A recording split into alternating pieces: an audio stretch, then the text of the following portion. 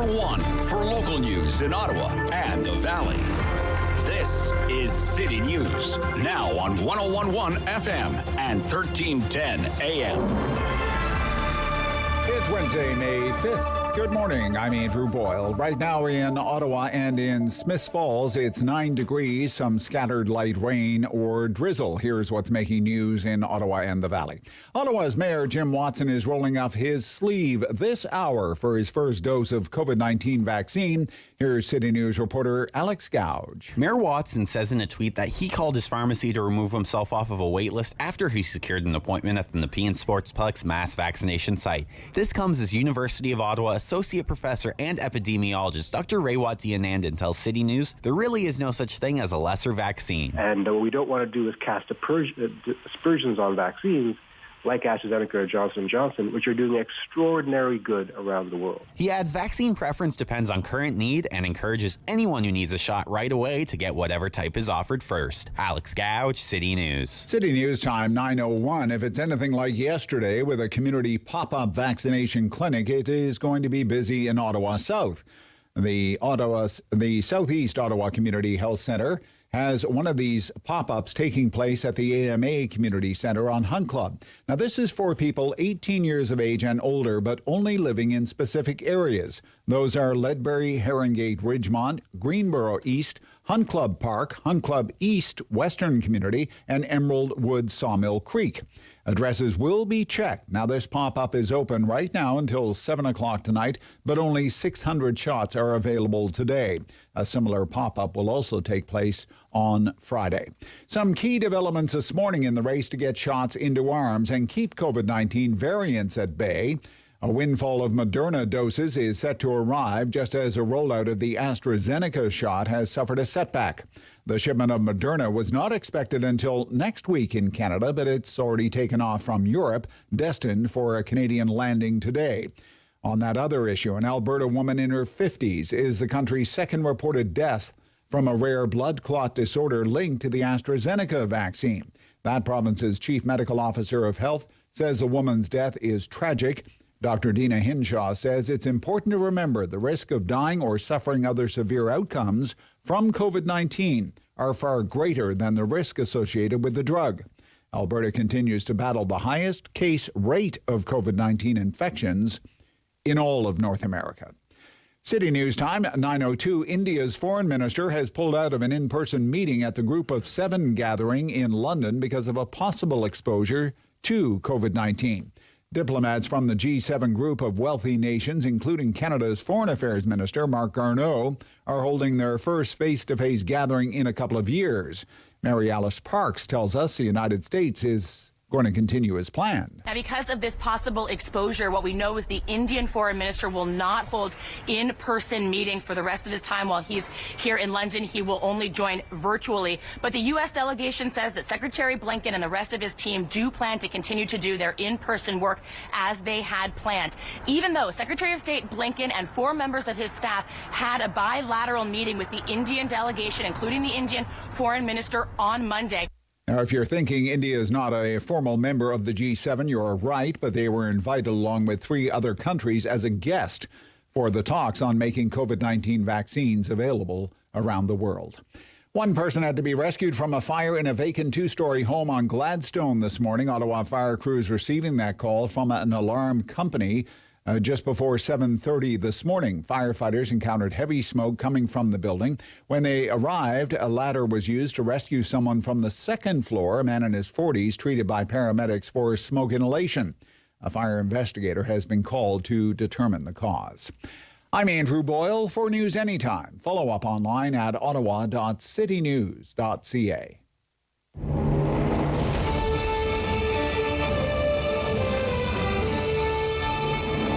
He's got the news and the views. He's got views on the news. It's the Rob Snow Show on Rogers TV and City News. 101.1 FM and 1310 AM. No signs of a 30-degree day yet. You know, one of those scorchers. I mean, I know it's only early May, but nothing in the weather forecast that it would even hint at a 30-degree day. You know, last May we had 2 30-degree days in May. And one of those days, it was 35 degrees. 35 degrees. May 27th of last year. I do this from time to time. I was looking at the AccuWeather super-duper long-term weather forecast this morning. I love that thing. AccuWeather doesn't show a 30-degree day coming up for Ottawa until July 17th, which just happens to be my birthday, 2.5 months from now. I bring this up because if you listened to the show yesterday, our farmers, you know what they need? Our farmers, they're a couple of weeks behind schedule. They need some hot, dry weather.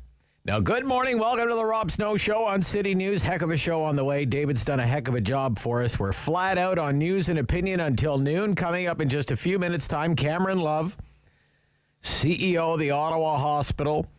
New civic campus of the Ottawa Hospital taking shape, and it's been a long time coming. And it's really too bad, isn't it, that those newly elected Trudeau Liberals way back in the day played politics with hospital construction.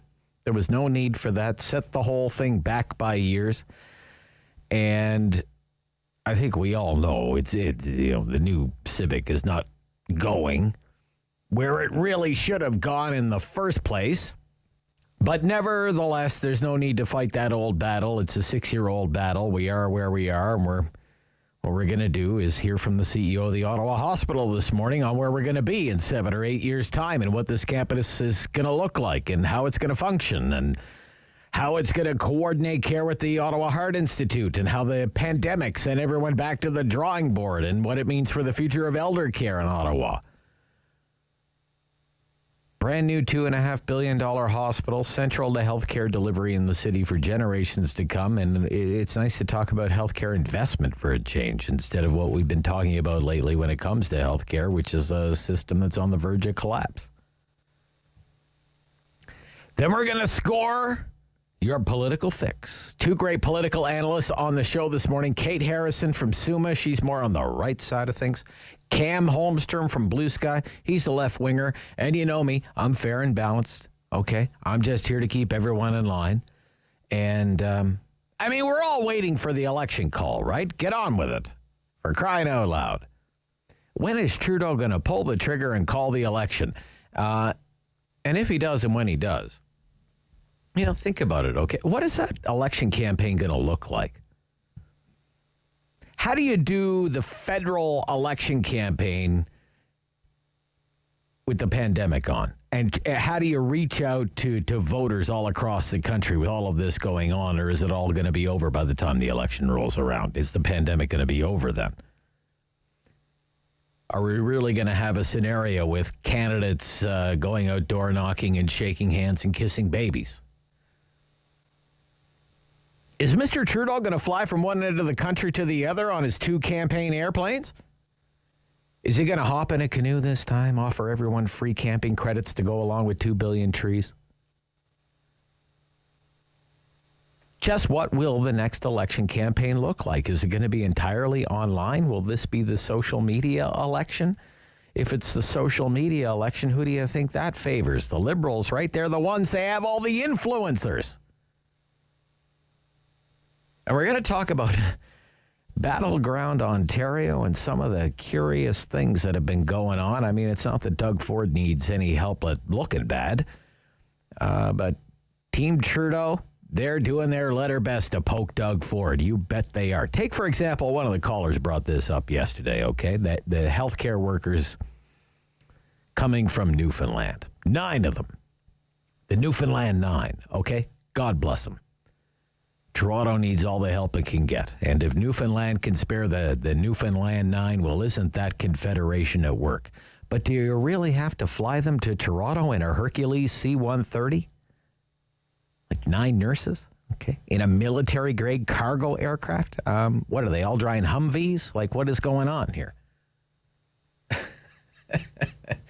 And then you have this highway 413, okay, Doug Ford's highway, which would, if it ever comes to pass, it would connect all of these fast-growing communities in the northern GTA, okay, like north of Vaughan, north of Brampton, north of Halton Hills, Very controversial. Doug Ford wants to pave Paradise, put up a 400 series highway.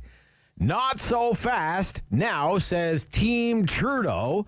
It's ordered a federal environmental assessment into a provincial highway, which is effectively going to stall any development in its tracks, quite likely for years.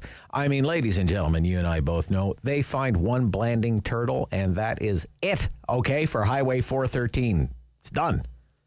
It's not about a highway. It's about Battleground Ontario in the upcoming federal election. And then you have this story this morning. Gosh, I hope they spend some money on City News. Ford Nation apparently going to hit back over what's been happening with international travel. The Ford government is going to do a big, huge ad buy. May I recommend the Rob Snow Show? Okay. It will see the government of Ontario running attack ads against the government of Canada. Hey, government of Canada, you suck. Do something about it at the airport, okay? This message brought to you by the government of Ontario. It's like Ford Nation versus Justin Trudeau, and our money is going to be the ammunition. So we're going to get into all of this. All of it. Political fix right after the 9:30 news. And then you're in the middle of it all. During the talkback hour. We do it every morning between 10 and 11 o'clock. Hour of phone calls, hour of opinions, an hour that's totally unpredictable and entirely a lot of fun. 750-1310, 750-1310, 613-750-1310. Email the Rob Snow Show at ottawa.citynews.ca. I want to talk about open and closed. Why are some places reopening and we're still pretty much closed up tight? I was looking at some of the news stories for some of the big U.S. newspapers this morning, like Chicago Tribune, Chicago Sun-Times, Miami Herald, Dallas Morning News, Los Angeles Times, New York Times, all of these big American cities, to one degree or another, what's going on? They're all reopening. Okay. Not entirely back to normal. They're doing it in phases, but they're a lot closer to normal than we are. And in the UK, they basically declared victory over COVID in the UK. Boris Johnson's doing a victory lap. There are local elections in the UK this week. Labour expected to get trounced, okay? Labour is going to lose seats in the UK where Labour hasn't lost in 50 years. The big problem for President Biden in the U.S. is trying to convince every American to get a second dose by the 4th of July. They vaccinated so many people in the United States, they're running up against the very hesitant now. And it honestly looks like some places in the United States, they're going to be able to celebrate pretty close to a traditional 4th of July. And yet here, you can't eat in a restaurant. Quebec is still under curfew. Not even a hint they're going to lift that curfew. You can't have a round of golf. The Atlantic bubble is like the Atlantic Iron Curtain now. Just forget about a trip to the East Coast anytime soon. Toronto's been under some kind of lockdown since Boxing Day, and Alberta is as bad as India. And Jason Kenney's going to lose his job over that if they don't get it together. So what's the difference? They're reopening. We're closed up tight. Does it all come down to vaccines? Is it all about vaccines? Let's face it, in some American cities, some American states, a third of the population is fully vaccinated. Fully vaccinated. 1/3 of the population, 2 doses of these 2-dose vaccines, 3 weeks apart, 4 weeks apart, not 4 months apart. Here in Canada, less than 3% of the Canadian population can say it's fully vaccinated. Is that it? They had the vaccines, we didn't? Or is it something else? Let's explore that this morning on the Rob Snow Show on City News.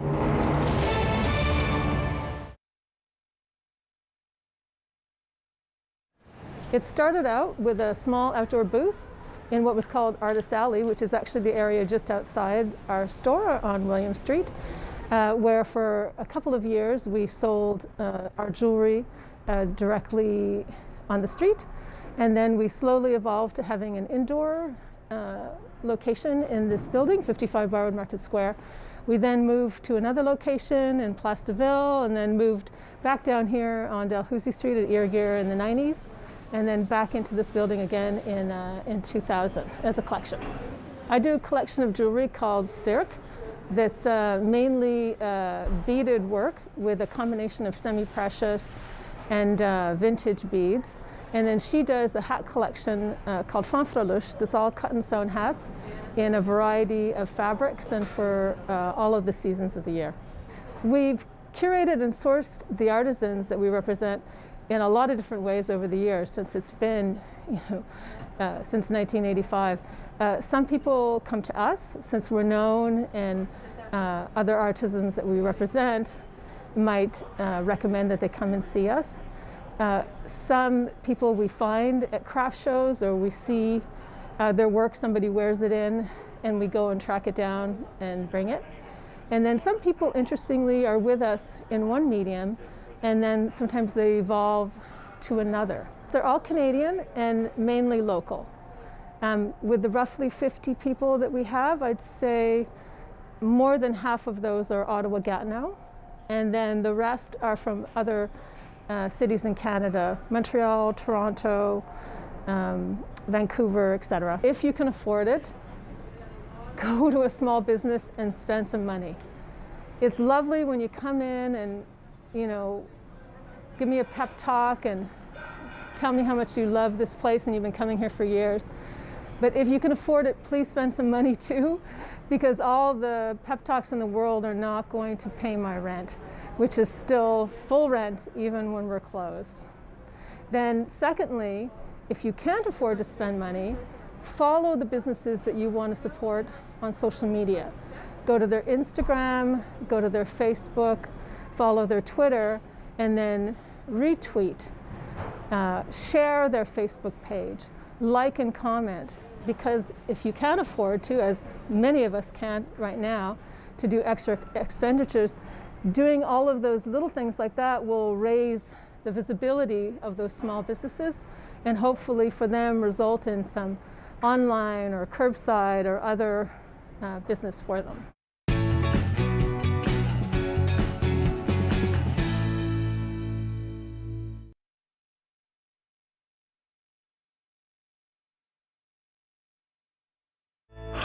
Find your frequency. Firm. Fair. Fun. The Rob Snow Show returns On Rogers TV and City News. 1011 FM. and 1310 AM. It's starting to take shape, a new civic campus of the Ottawa Hospital, and to talk about the vision, to talk about the plan, is the CEO of the Ottawa Hospital, Cameron Love. Good morning. Morning, Rob. How are you? I'm good. I'm excited. It's been a long time coming, maybe longer than it had to be, but how does it feel now to see it this one step closer? Oh, it's a great feeling. It's tremendously exciting. I mean, this is by far one of the biggest healthcare projects we'll ever do in Ottawa, and it's probably one of the most impactful ones we'll do in terms of really advancing and improving healthcare for this region. And the last time of something of such significance, it probably could be considered almost 100 years ago when the initial civic was built, which was at the turn of the first major pandemic of the Spanish flu in around 1918. So it is. It's been something we've been working on for probably close to 15 years now, and to be able to get to this point now where we're actually have the approvals in place and we're starting to work through the design and implementation planning starting in 2023 and construction in 2024. It's just a great milestone, not only for healthcare but for the city. We hear this term a lot, stakeholders. So a project of this size and scope must involve every conceivable level of government. Give us a sense of what that is like. Who are the stakeholders that you have to deal with here? Yeah, so I mean, a project of this size and complexity, there is no question we have to engage with a lot of stakeholders, and I think there's sort of three major groupings. So first and foremost would be the various levels of government. So and they throughout this entire thing, all three levels of government have been tremendously supportive. So obviously there's the province that has to approve the scope of all the programs and the development and provide the funding for the overall project. There's the federal government in this particular particular case, because the land is owned through the federal government, we're closely with NCC, and we still have approvals to go through with the NCC on some of the design concepts. And then there's the City of Ottawa, who has equally been extremely helpful in terms of the site plans, traffic studies, all the on-site work that has to be considered. So we've got 3 levels of government in Ottawa that we have to work through in this, and all 3 of those will be involved until we open the doors in 2028. How did the... Sorry, Rob. Go ahead. Just 2 other groups that are really important. There's all the healthcare workers and our medical leadership and our administrative leadership that actually has to be involved closely throughout to design this and have been involved through day one. And then the third piece that is equally as important is the consultation with the community. And so we have, because this is a regional center that provides support from basically Barry's Bay to Hawkesbury to Cornwall, plus Western Quebec, and all of Nunavut is a major referral center. We go through a whole consultation process and design with all the groups and various community stakeholders through the entire region. Wow. How did the pandemic shape the design? Yeah, so quite significantly, actually. A lot of the design standards pre-pandemic had really evolved over the course of 20 years. So things like private rooms, how we design ORs, emergency flows, et cetera. But since the pandemic has started about a year and a bit ago, throughout about 6 months into it, what started to really evolve was a lot of learnings in terms of how to manage effectively during a pandemic and what you have to do with infrastructure. And so we've done a lot of research across the globe, and many countries are really reassessing some of the standards. And let's hope we don't have another pandemic for 100 years, but I think the reality is we've been through SARS, we've been through Ebola, and now we have COVID. I don't think it's going to be another 100 years before we have another sort of infectious disease type issue or virus that we have to manage as an industry and as a community. So we've taken a lot of the learnings from what's happened across the world, and we've built a number of those into the building. So how we manage inpatient units, how you manage access, how you deal with screening stations, how you facilitate isolation of patients with COVID or other diseases from an infection control basis versus make sure we maintain access for those that don't have COVID so we can keep access to the community for all the other care services that we provide. So it's a number, basically every program we've had to reconsider and take some of the learnings from across the world on changes to some of the designs that we built into the building. How many beds will it have, and how many people will work there? So we have, today in the current Civic, to give you an order of magnitude, we have about 460 beds without the Heart Institute. And the Heart Institute will be a second phase. It's built into the design of this project. So we have a long-term plan of moving the heart, but the first phase does not move the Heart Institute. So in the first phase, we have currently 460 beds. When we open the first phase in 2028, that'll jump to 640 beds. We have, as we move the heart, which is about another 200 beds, which takes you up to about 840, and the building has capacity to go up to 1,200 over time. So we have very good capacity for the future of healthcare in this community should we need more bedded services. In terms of staff, it'll be somewhere in the range of 5,000 to 6,000 people that will work on the site. Wow, okay. So in the interim, before the Heart Institute is fully incorporated with the new campus, then how will care be coordinated? This has been a long-standing question in the community. Yeah, so we've always had a very strong integrated program with the Heart Institute and the services that exist within the Ottawa Hospital, and that will continue. So if you look at the Heart Institute, and it's much like our neurosurgical program, our neuroscience program, they are both regional referral programs. So any patient that has, unfortunately, a significant brain disease and or heart disease, they all get triaged into either the Civic or the Heart Institute, and then teams manage that. So if you happen to have a cardiac issue at the Mulford or the Queensway or Pembroke, or you come into the general campus and you require some advanced treatment of cardiac care, you get transferred to the Heart Institute.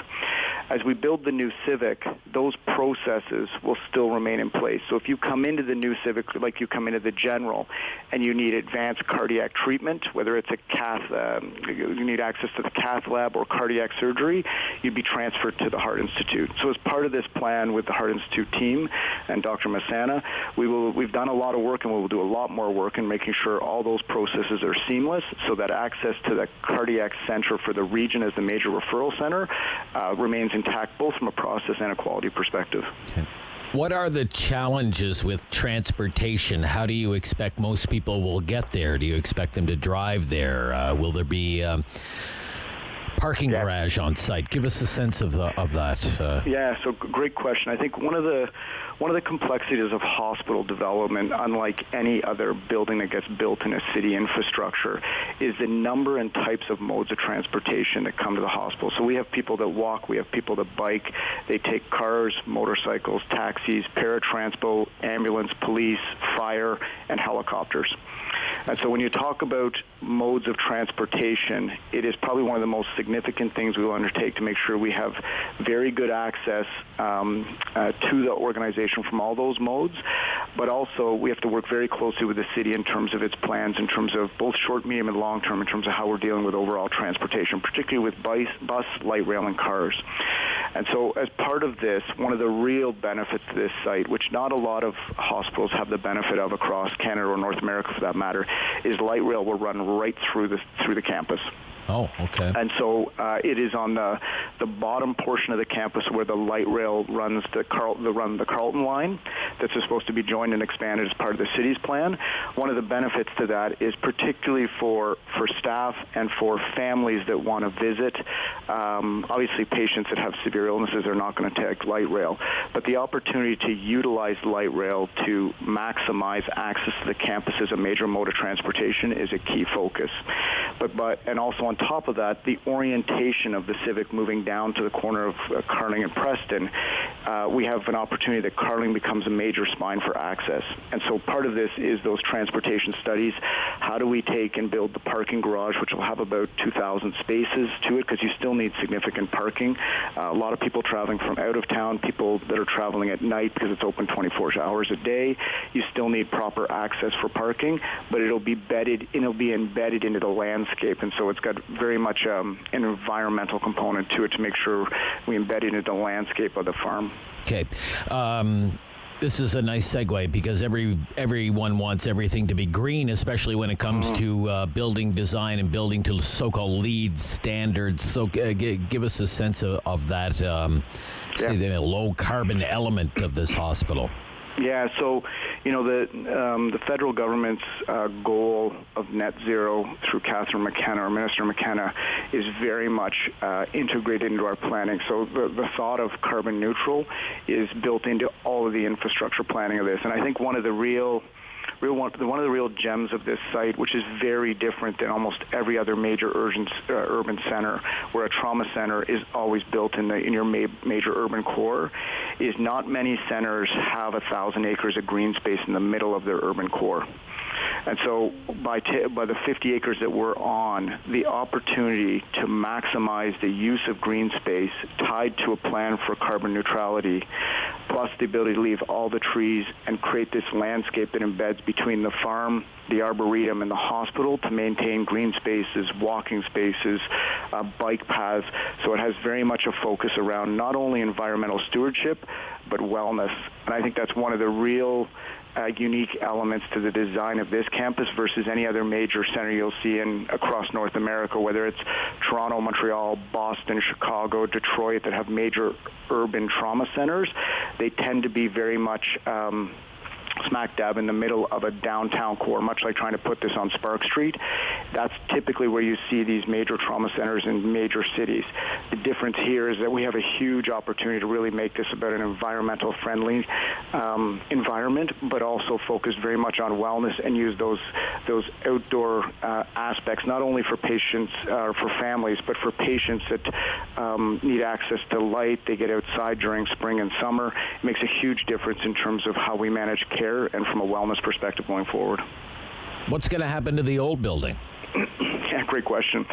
So the plan we're evolving right now is we've seen this through the pandemic. It's another major learning of the pandemic is there is no question one of the biggest gaps across this province and one of the biggest concerns we have is how do we focus on rebuilding long-term care for the future. We're very short of capacity. Some of the building infrastructure that exists is very old, much like the current Civic.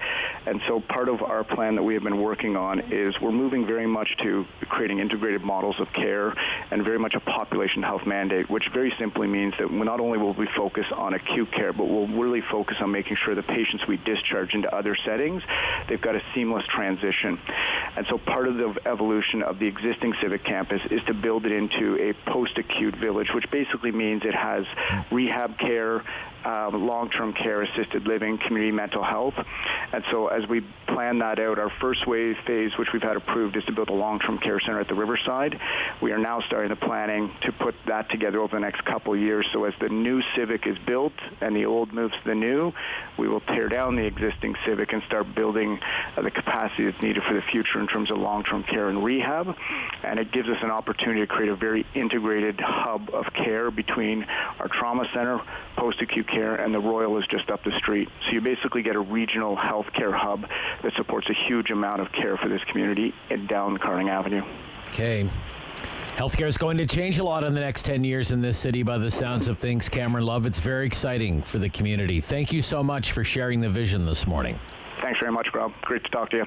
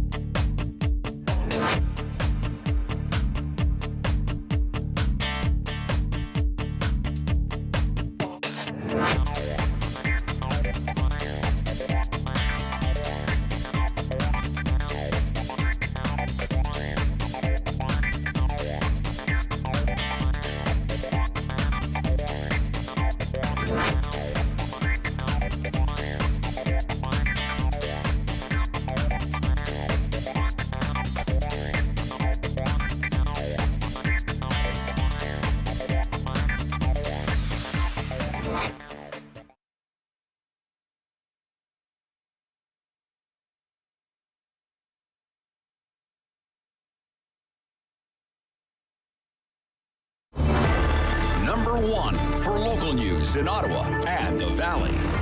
This is City News, now on 101.1 FM and 1310 AM.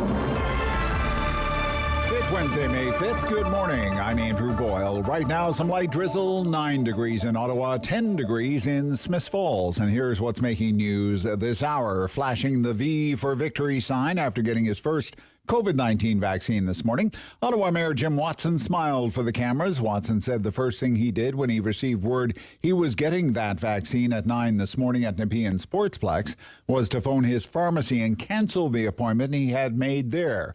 Doing that, of course, frees up a spot for the next person in line. Major boost to the vaccine supply expected to land in Canada today from Europe. Moderna did schedule this shipment for next week. but it's been dispatched early. Ottawa Fire called to what was thought to be a vacant house on Gladstone this morning just before 7:30. When they arrived, they had to put a ladder up and rescue a man in his 40s from the second floor. Paramedics treated that man for smoke inhalation. A fire investigator has been called in to determine the cause. City News Time, 9:34. I'm Andrew Boyle. For news anytime, follow up online at ottawa.citynews.ca. He's a pillar of community opinion. The Rob Snow Show returns On Rogers TV and City News. 101.1 FM And 1310 AM. It's time to score your political fix.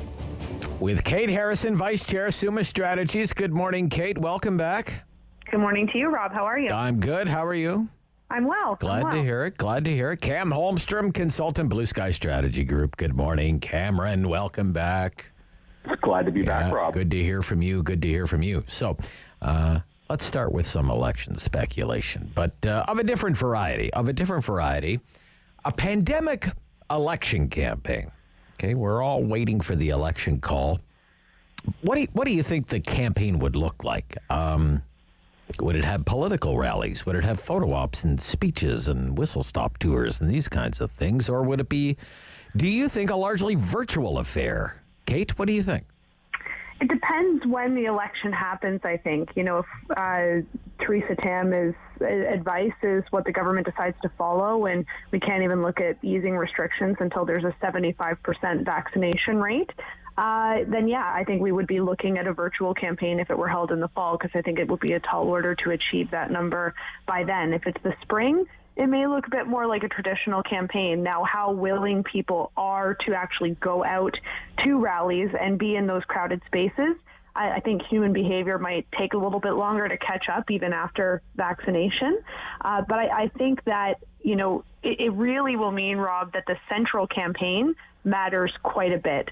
If there is less door knocking, if there is less kind of community barbecues and fundraisers and whatnot that normally happens, right. I think that a lot of it is going to be driven by central war rooms, and that means kind of your traditional advertising, media coverage, and social media. Okay. What do you think, Cam?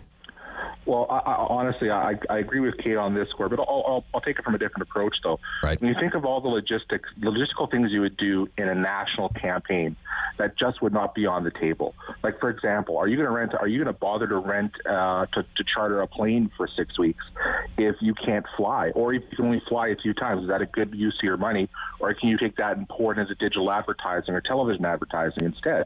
You know, like there's certain things you can't, that usually it's about trying to gin up the story, trying to drive the central campaign, the media message, and it's less about individual voter contact. Like if you've ever gone to a rally, you know, there's the number of voters in a riding. It's a tiny percentage that are in that room. So you're not making much direct contact with that, but it's more about driving a story. And you can do that in other ways. And I think you'd have to. And I think the other problem with the pandemic election, frankly, is going to be how it's going to be run itself. It's going to be the get out the vote piece. It's how are you actually going to get people to go get out and vote, but especially if there's going to be special measures in place if the bill in the House that's on this ever gets passed. No, you're talking about 3 days of voting. You're talking about more voting by mail. There's going to be more informational pieces that local campaigns are going to have to do to try to get their voters to the polls. And that's going to be pretty labor intensive. And I think that's something that central campaigns will want to be trying to divert resources to try to support. Okay. I want to pick up on something that, Kate, that you mentioned, though, that, you know, maybe it's not Trudeau who calls the election or the opposition that defeats Mr. Trudeau triggering an election. Maybe really it's kind of Theresa Tam says, Dr. Tam says, okay, yeah, go and have your election now. It's okay. Yeah, I mean... Is that what we're all waiting for? I mean, is it shifted that much that there can't be an election until Dr. Tam says there can be an election? Well, I think that the government would be taking on some political risk to try and have an election when the majority of people aren't vaccinated. They're the ones that are, you know, preaching a lot of the necessity for public health measures and stay-at-home orders and whatnot in other provinces, of course, are playing a big role in that too. But the federal government, I think it's fair to say, this federal government has been more pro-restriction than anti. So would it match up having them say, well, now's the right time to go to the polls when people are still waiting for their vaccinations, I don't think that adds up. So I think that they would probably want to say, we have the assurance of public health officials that this election can be conducted in a safe way. Okay, so let's say it's largely a social media driven online campaign, and that's how the candidates are going to reach the voters and pitch their message, their platforms to the voters. Who has an advantage in an environment like that, do you think? Cam, who do you think that gives the edge to? Does that necessarily give the edge to the Liberals? What do you think, Cam? No, I don't think it does. Actually, I think it levels the playing field. Oh, really? Because you think about when you're running a national campaign, what are your biggest expenses, right? It's the staffing, but it's also the plane. It's all these other big event stuff, right? If you're stripping all that out, to run social media campaigns are not that expensive. So it comes down more to skill, ingenuity, and ability. It's not, so the actual ability to put it out there is leveled. It's at now who can do it better, right? Yeah. And I wouldn't concede that that's the government. I think everyone has a good day on this one. The PMs put out good stuff. To his credit, Aaron O'Toole put out a really funny tweet yesterday around May the 4th, and the Star Wars stuff. Yeah, exactly. That was cute. That was done. That made an impact, right? Yeah. And Jagmeet Singh is. Yeah, it's better than the outhouse one. It was better than the outhouse. Much better than the outhouse one. That's a low bar, Rob. But my point is that it then comes back down to the ability of the teams to deliver, to actually use the tool. The access to the tool is leveled across the board. So I think that's where things get interesting. But to come back to this point, though, even the logistics of running this campaign, like, again, the simple act of voting, right? Yeah. Where are these things going to be held? Because I remember when there were rumors of spring election, both Premier Ford and Premier Powell from Manitoba said, you're not going to have access to our schools. So you can't use a school gym to hold a vote. Right. Like, again, just the basics of how are you going to do this, that hasn't been sorted out yet. And I guess when it comes to the idea of if Dr. Tam is saying you shouldn't go and you decide to make it happen, I think you run the risk of the blowback of how that looks. Because in the end, it's like, why are you doing this? What is the necessity for this if the public health people are saying this is not a good idea? And you have to answer for that. And you know what? That could turn the stakes of an election pretty quick. Maybe it makes it even more unpredictable. Because a lot of stuff say if it's social media driven, if it's Facebook and Twitter driven, I mean, a lot of that stuff is not even done by the traditional political parties. I mean, there's all kinds of clever people doing all kinds of clever political things on social media. I think back to, think back to Ontario Proud or whatever in the last. The rules have changed, though. The government changed the rules ahead of the last election around the types of groups that can advertise and how it's done, and it is actually quite restrictive if you are a third party to do political advertising, which is why, yes, I think a lot of campaigning would be done online by the parties. Right. I think that that's more about reaching the base. And I think really when we're talking about a pandemic election, I don't think anybody on this panel knows what the election ballot question is going to be yet. I really think it's going to be hard for the government, any party, to pull people out to the polls beyond their base. Because there's not really a driving momentum for change right now. At the same time, I'm not sure there's an overriding support and endorsement of the government. So when we're talking about the ability to reach the base on social media, I actually think the Conservatives have a major leg up there. They just went through this through their party leadership election. Right. They have groups, I guess you could say kind of affiliated or working in their favor, like your Ontario Proud. So there's those on the left as well doing the same thing. Right. So I think the Conservatives actually would have a little bit of an edge in a social media campaign. Okay. If they're all pulling in the same direction, of course. Yeah, they're not fighting among themselves. Look, I want to skip ahead a little bit, and when we come back, we can kind of focus on what's going on in Ontario. Battleground Ontario, and the Ontario election campaign will be in the thick of it this time next year. But I want to get into a couple of, and maybe this is inside baseball, but some big personalities are involved here. The Hill Times reported this week Marc Carney would like to run for the Liberals in Ottawa South, but there's already a pretty well-known member of Parliament for Ottawa South. His name is David McGuinty. Do you really dump a McGuinty for Marc Carney? What do you think about that report? Kate, what do you think, Kate? Yeah, I mean, it would have to be a kind of wink and nod agreement between the two. McGuinty is incredibly popular, as you point out. Yeah, but it's a dynastic political liberal family, too. Exactly. Right? Yeah, and it's really hard to be a parachute candidate anywhere. And, you know, for Carney, even though he did reside in Ottawa, it's not necessarily as though he has a lot of roots in Ottawa South, and those things do matter. I say that as someone who campaigned for John Tory and Halliburton, Kawartha Lakes Brock. If you're not from the riding, it tends to not go very well. Right. So I think that there would have to be a lot of co-campaigning, and McGuinty would have to probably retire. There couldn't be any kind of air of animosity there. Maybe he gets an appointment. I'm not Senator sure. McGuinty or something. Bingo. Yeah. So, it is a pretty staunchly liberal riding. It's come close a few times. Yeah. With a name like Carney, you'd think the Liberals would be able to carry that seat as long as McGuinty was campaigning alongside him. Right, okay. Ambassador McGuinty. Maybe, who knows, right? What do you think, Cam? Well, you know what? I honestly think it's not that complicated in this case. Okay. Mr. McGuinty's been there a long time. So the idea for him to retire and to pass on to a successor would make sense. There's a lot of natural stuff to that. And as someone who was involved in the last by-election that happened in that riding, which was the provincial one that elected John Fraser, I'm less convinced that the parachute nature of a candidate would matter there, just because of the fact it's more of an urban riding. It's less parochial in that way. It's more concerned about the direct connection to community. It can be an issue, but I don't think it would be the defining one, especially for someone with a name like Marc Carney. I think when you're looking at how that balances out, I think the name, the background, and the experience of Carney would overwhelm that concern in this case. Now, I don't think it would be the case for every candidate, but for him, I think it would do it. Yeah. And honestly, for the Liberals, it would be the safest way to get him in. Because the only other way to do it at this point would be, frankly, for him to go challenge somebody else, like we mentioned before, Pierre Poilievre.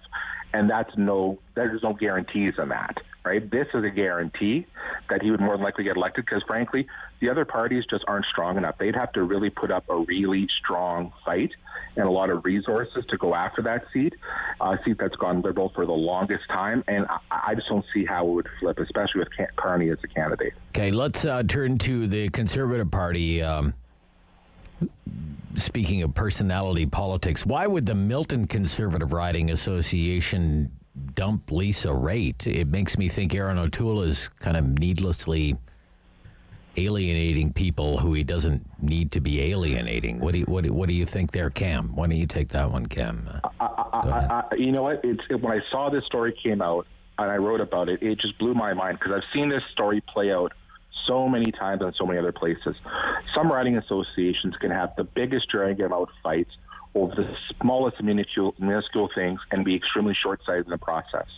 Like the fact that we've seen riding associations where new candidates are elected and they like to bring their own people on, that's fine. There's nothing abnormal in that. But you would think that you'd recognize the assets that Lisa Raitt is, how well-liked she is, how popular she was. Like, she lost in the last race, but it's not because Lisa Raitt was extremely unpopular. She lost more to circumstance than anything else. And to have someone like that, especially if you're a brand new, unknown candidate, you'd want to have this person on your side, helping you out there, basically vouching for you, talking for you, taking you around, talking up to people. Yeah. You'd want that. But instead you push her aside because I've seen this too many times. Someone wins a nomination race. They organize a nomination race, which is a relatively small fight, and they think they're God's gift to politics, and they're amazing. They don't need anybody else. Lisa, who? With the rest of you. Yeah, okay. And exactly. And to me, that's what this reeks of. And you know what? That never works. It always blows up in your face. Okay. Because politics is a team sport, and if you throw away assets as a team, you're going to lose. Ask the Leafs about that. They do it very often. Okay. All right.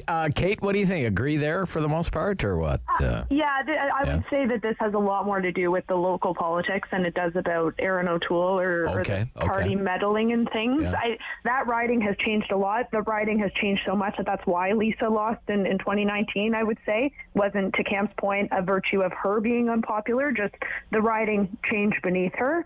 And the same is true of the riding association. So clearly they want to start fresh. And I think that this is just them, the group of members that exist now, taking the EDA in a bit of a different direction rather than any kind of central meddling from the party, because Lisa certainly still has a very big and influential role to play within the party writ large. Okay. Be right back. We'll talk about Battleground Ontario. On the Political Fix, Rob Snow Show, City News.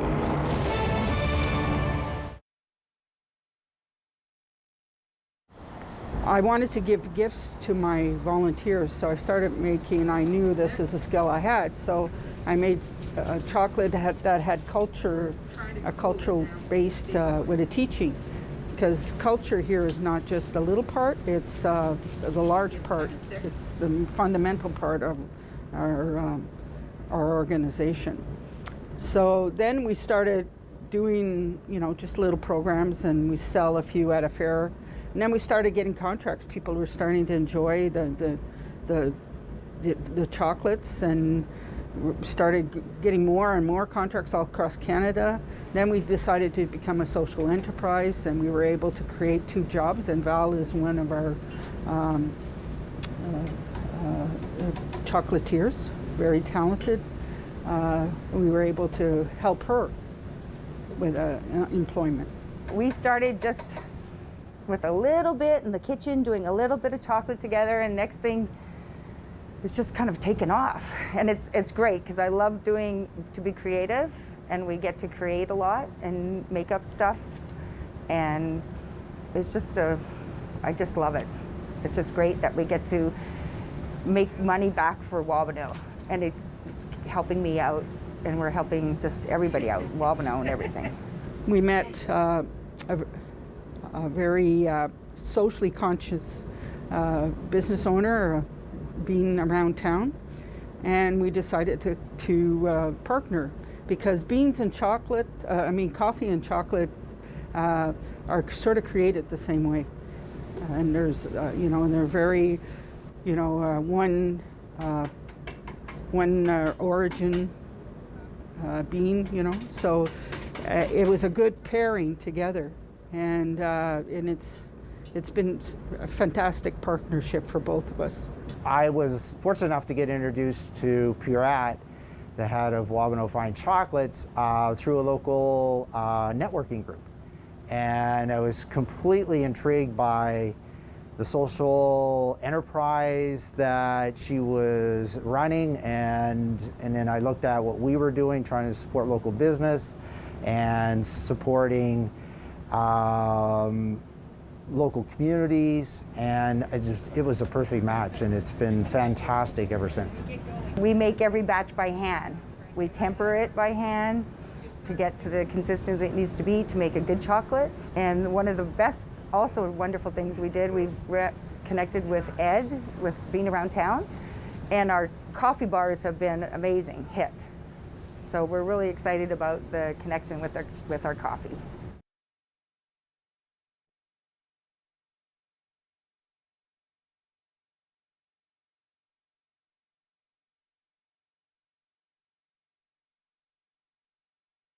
He's the opinionated Ottawa icon.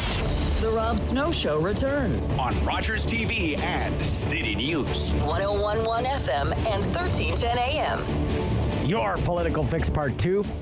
Cam Holmstrom from Bluesky, Kate Harrison from Summa, Rob Snow Show, City News, Battleground Ontario. Battleground Ontario. Okay, let's talk about a few curious events recently, okay? 9 Newfoundland healthcare workers, the Newfoundland 9, arrive in the GTA, okay? And God bless them, as I said, the GTA needs them, okay? But did the federal government have to bring them to Toronto in a Hercules military aircraft? I mean, that's a big signal. Come on. It's not like it's earthquake-ravaged Haiti, okay? Was that really necessary, first and foremost? And then you have the Trudeau government announcing that it's going to launch a federal environmental assessment of an Ontario highway, 413, controversial, Northern GTA. What do these things say about the looming Battle of Ontario? And Kate, what are the Liberals up to? Yeah, I think these are efforts to undermine the work that Doug Ford is doing, certainly. Thinking about the highway in particular, like the necessity of an environmental assessment is really debatable in this case. A third party came out and said that, it would be unlikely that the project would have to go through a federal assessment. The province, of course, has their own environmental assessment. So the choice to do this for Highway 413, which is the West GTA, highly, voter-rich, competitive area in an election, I think is definitely a signal because the Liberals are not intervening in other projects that have a pretty big scale and scope, but are in areas that they're unlikely to win votes. So I think that, there's pretty much direct political intervention happening there. As far as the Newfoundland doctors and nurses coming, yeah, absolutely. I'm not sure why they couldn't have gotten on another flight or a different plane. Maybe they had to do that because they would have. That doesn't really line up with the emissions target, does it? No, it doesn't. It doesn't. No. Now they've commissioned 2 aircraft now, so 2 flights. Yeah. So grateful for their help. Yes. But I think that there was more. Economical ways for them to come. It looks great on TV, right? It looks great on TV. Look at what we're doing. We're flying them in here. We're helping Toronto. We are. Okay? We are. Because Doug Ford screwed up. That's how I see it politically anyway. Cam, how do you see it, Cam? Well, first off, I would say that the PM doesn't need to help Doug Ford, undermine Doug Ford, because Doug Ford's doing a great job of that all by himself. Okay. He needs no assistance. He's got plenty in his cabinet. All right. But when it comes to the actual AXO, I don't disagree with the assessment, especially with the highway. And let's be clear, this is not for Battleground Ontario. This is Battleground GTA. Someone from Northwestern Ontario who now lives in the East, this is the kind of thing that bothers the heck out of me, because it's like you're lavishing this kind of special attention on an area where the winning and ignoring down the votes where other parts of the province get ignored. But that's another story for another day. Right. The point is that, could you imagine Justin Trudeau intervening in a highway project in suburban Montreal? Absolutely not. Quebec would have a conniption. Yeah. They would never open that can of worms. Yeah. You're not seeing the Prime Minister arranging for doctors from Newfoundland to be sent to Edmonton, right? Let's face it, there is a certain political calculation around that. But to put the shoe on the other foot as well, the Prime Minister is getting pressure, especially on the doctors' piece, to do something. And when you had Doug Ford, who refused to accept Red Cross help because he said, we don't need bodies, we need other things, like, obviously they needed everything. And that, to me, opened a door. And I think that that's the problem that I have. Yes, they're taking advantage of the situation, but the situations were created by outside forces. They're just now stepping in to avoid someone else created. And, it's opportunistic. Yep, it's going to look good on the campaign. But you know what?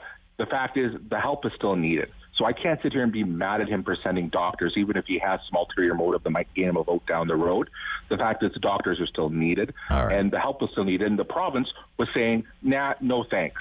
So, you know what? If he sat by and did nothing, he'd be criticized for that too. Yeah, so, you can't say no. You can't say no if you're Doug Ford, right? So, okay, we only have 60 seconds, so very quick. Okay, 4th time the charm. The Ontario election is next year. Andrea Horvath has run in 3 elections and has lost 3 elections. 4th time the charm. Will she even be the leader of Ontario's New Democrats when the next election campaign begins? What do you think, Cam? Very quickly. Well, first off, there's no way she's leaving a year before the election. Absolutely no way. She's going to ride this out, obviously, and she's done a good job. All right.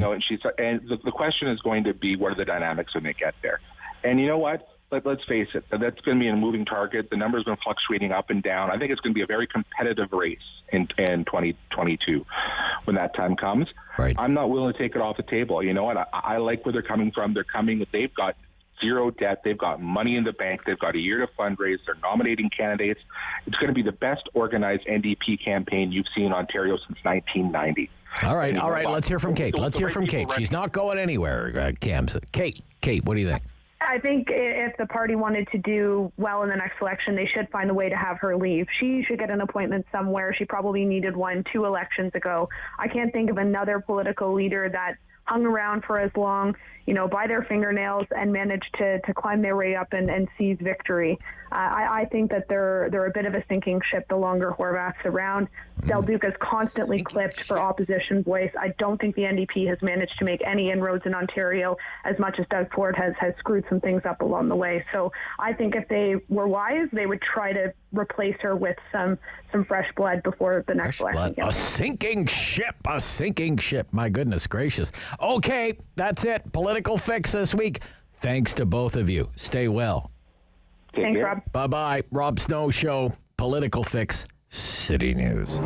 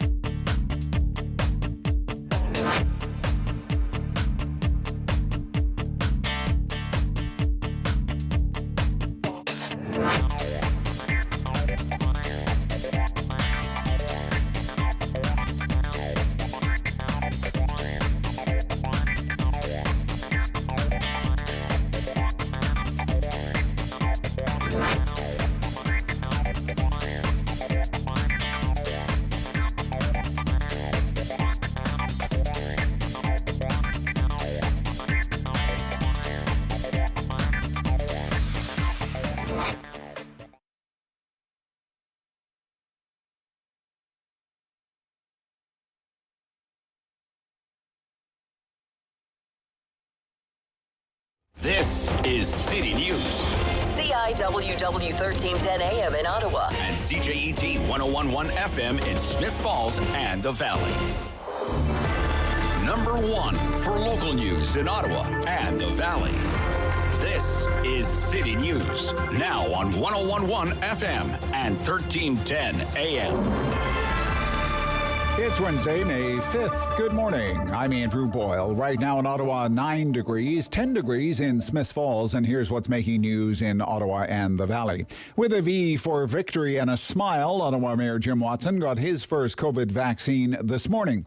Watson thanks staff at Nepean Sportsplex for the job they're doing getting people immunized. The mayor also had a request for anyone still waiting for their shot and signing up at several locations. Clogs the system, it slows down the system, it makes it less efficient. And my message is please put your name on one list. And as I did, I found that I wasn't getting a response. So I tried another method, but I made a point of getting my name off the other list because I don't want to have an empty seat sitting there being wasted or a vial of dose of vaccine going to waste at the end of the day. Jim Watson says he does have his second appointment booked, and that will be in August to be fully vaccinated.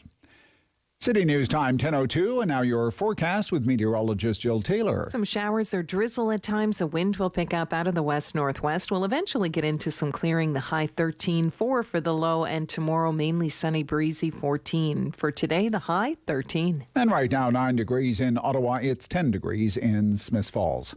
A new set of guidelines aimed at helping schools and daycare centers protect children with allergies says there is no evidence that classroom or school-wide bans on specific foods reduce the number of allergic reactions. Dr. Susan Wasserman is chair of a panel of stakeholders that developed the guidelines.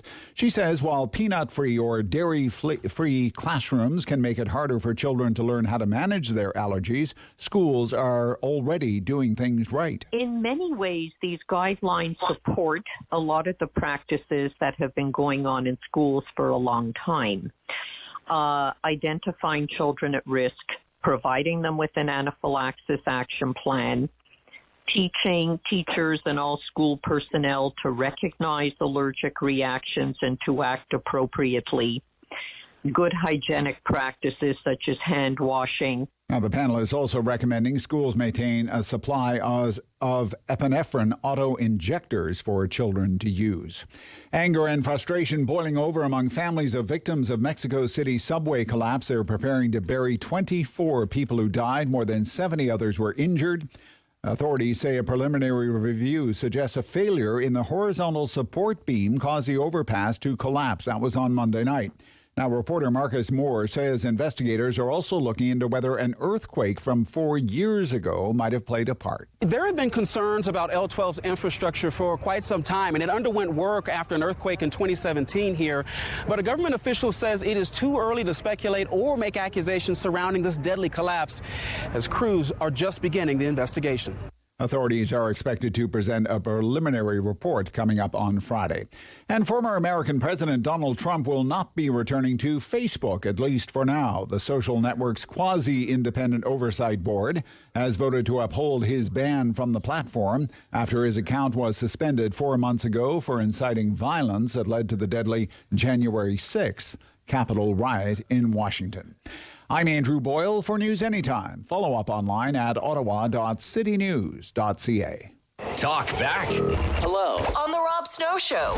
The phone lines are open at 613-750-1310. Now, the Rob Snow Show continues. Open and closed, open and closed. We love doing those stories in the news media. Here's what's open, here's what's closed. Here's what's open, the United States, the United Kingdom. Here's what's closed, Canada. Why are some places, like big American cities, for example, much of the UK, reopening? And we're still, in this country, we're still largely shut down tight. Do you think it can be entirely explained by vaccines? What do you think? 750-1310, 750-1310, 613-750-1310. Is it all about vaccines? End of story. 750-1310. We have every single phone line available right now. Please, I don't want to talk for the entire hour. I could. I have the gift of gab. That's why I do this. Okay? They, I mean the United States, the Brits, they had a better vaccination program than we did. Is that it? A superior vaccine program than what Mr. Trudeau or Mr. Ford could offer. Or, I guess on the flip side, you could look at it this way. They're being reckless, those Americans. They're being reckless, the British. They're reopening too soon, and they're going to regret it. Maybe that's what you think. Are they being reckless? Maybe they're moving too fast. Maybe in a few weeks they'll regret it. They'll look like India. I'm a little envious, to tell you the truth, that they're opening and we're not. In fact, in some places in Canada, like... Alberta, Nova Scotia, looking at you, the situation seems to be getting worse. Not better. But much of the United States is reopening. So is much of the United Kingdom. And we're still about as closed up as we've ever been in the last 14 months. Why is that? Is it because 2.6%? Think about that number, folks, okay? That's not a very good number. 4.5 months into a vaccination program and only 2.6% of Canadians? That's according to the Bloomberg vaccine tracker as of this morning, okay? Not my number, Bloomberg. You don't like that number? Blame Bloomberg, okay? Don't blame me. 2.6% of Canadians, it says, fully vaccinated, meaning they have had their 2 doses of 2-dose vaccines. In much of the UK... much of the United States, it's north of 30% are fully vaccinated. Fully vaccinated. Is that the be-all and the end-all? They have a superior vaccination program, therefore they get to open, and we don't. Why are they opening and we're still closed? Why are they opening and we're still closed? Is it all about vaccines? Does it all come down to vaccines? You know, maybe there was a time when you could say, well, those Americans, you know the way they are. They love their freedom and stuff, and they're just wild and crazy and stuff, and they're just insane and irresponsible and stuff. But really, does that really still apply?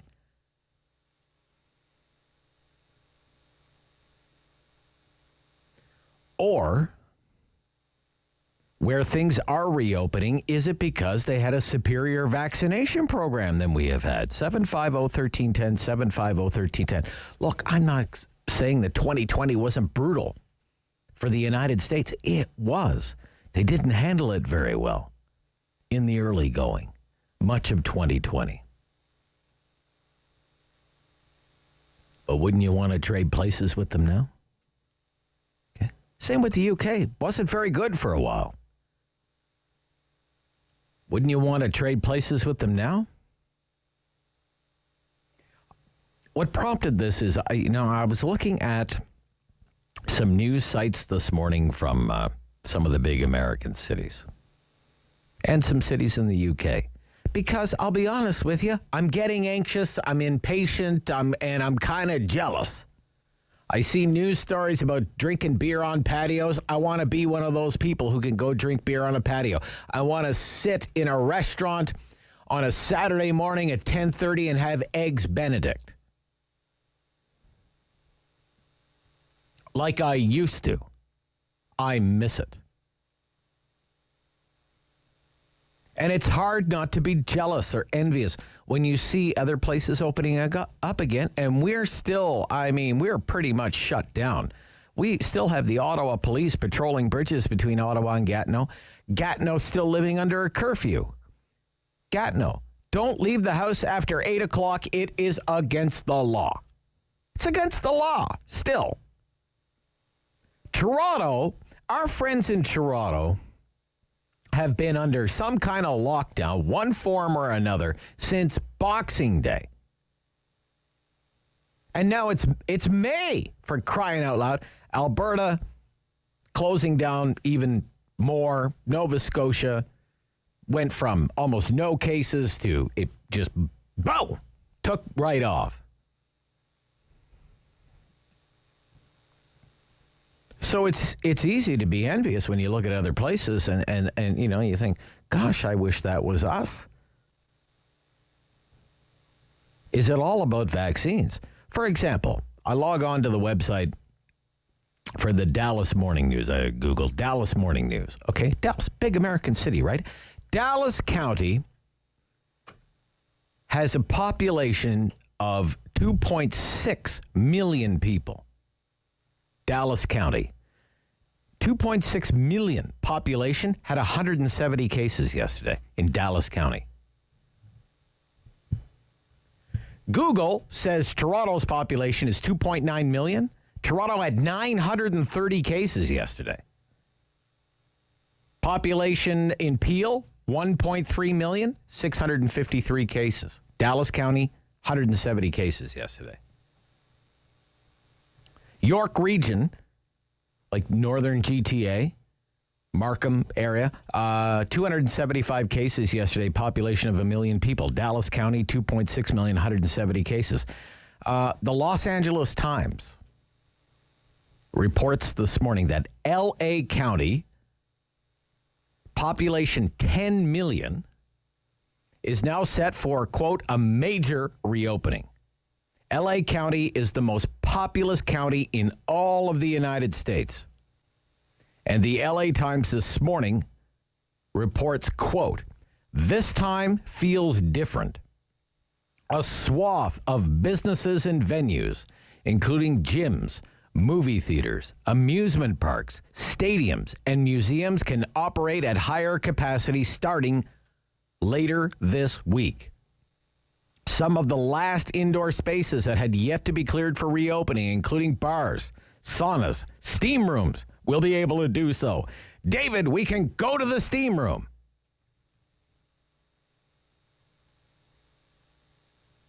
I don't want to see you in a steam room.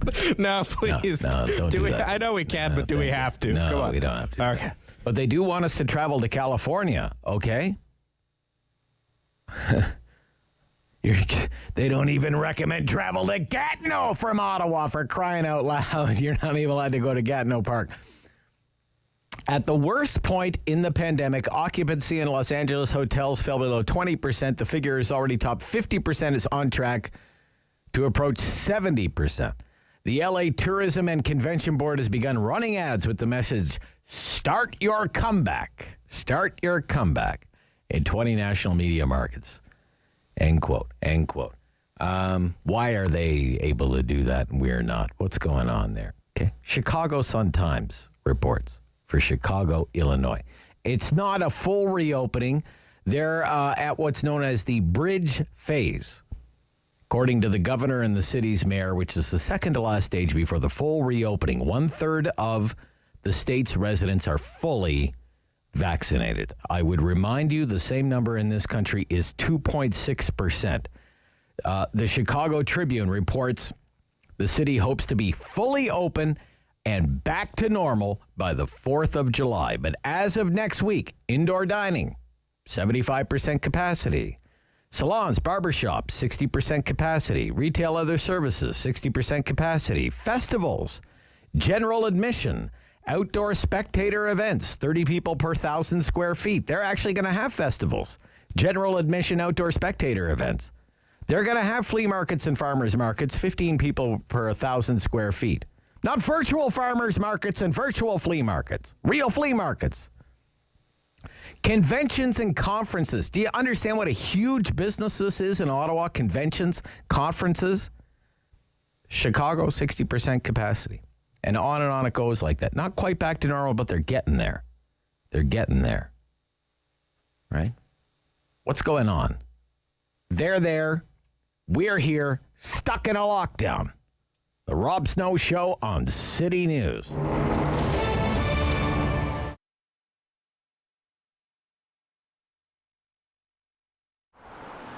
It's a space that needs to be lived in. It's a space that people, have to have an experience of more than just art on the walls. I think, yes, the art on the walls is fun, and it's fun to walk around and see all the beautiful things, and the way Dominic and Edith have curated the gallery is certainly something worth seeing. But coming by and asking questions, again, to Dominic's point of view is, interrupt him, ask questions. I'm here on most of the days too. We have Luce that comes in, Nancy that comes in. So yeah, we have quite a few opportunities for people to come in and see the process, and of course ask a few questions. It's a great space. Basically, the one event that we did do, is the jazz shows, the jazz and blues shows. And I think the weird thing to let you know is that the acoustics in here are really amazing. I think that was the first thing that blew me away when we started doing shows, or when I was helping out with the shows. The other part of the business too is we do rent it out for special occasions too. So a few weddings, birthday parties, product launches, that kind of thing. So they're also a lot of fun. We do have one artist that's from the States, but of the 30 odd artists, the rest are from either Quebec, Ontario, and one beautiful woman from BC. It's definitely part of the philosophy to maintain and canvas and show the beauty that we have in our backyard. You have the very, very strong personalities in Edith and Dominic, of course. It's wonderful to see how that actually balances out in the rest of the gallery. Without necessarily being, an objective, we basically have half female artists and half male artists in this gallery. I can't say it's anything more than choosing the best people, and that's just the way it is. And I love that. I think it's great. You go through and you're like, wow, it's all pretty cool. And yep, it's half are women and half are men. It's cool. Like everyone else, we didn't know what to think, right? It's overwhelming at first. You just know that things are closed. And now you're trying to figure out what you do during that downtime, which I think everyone did. And I think in March, the first close, the first shutdown, it was a lot of actually recuperating and resting and not worrying too much on the spot. It's running a gallery is a bit like running a marathon with sprints. So there comes a time where, it's actually nice to just take a break And then you wake up and realize that, okay, now it's time to wake up and deal with this new reality. From my perspective anyways, I think a gallery can be overwhelming, and I like to make it fun. So you're going to come in, I'll ask you questions, I might even joke around with you. You know, the most people come here, they're not really going to buy art, but they could have a fun time and talk about it, right? And one of the things the gallery does offer is for local purchases, we'll be happy to drive it to your house and hang it for you.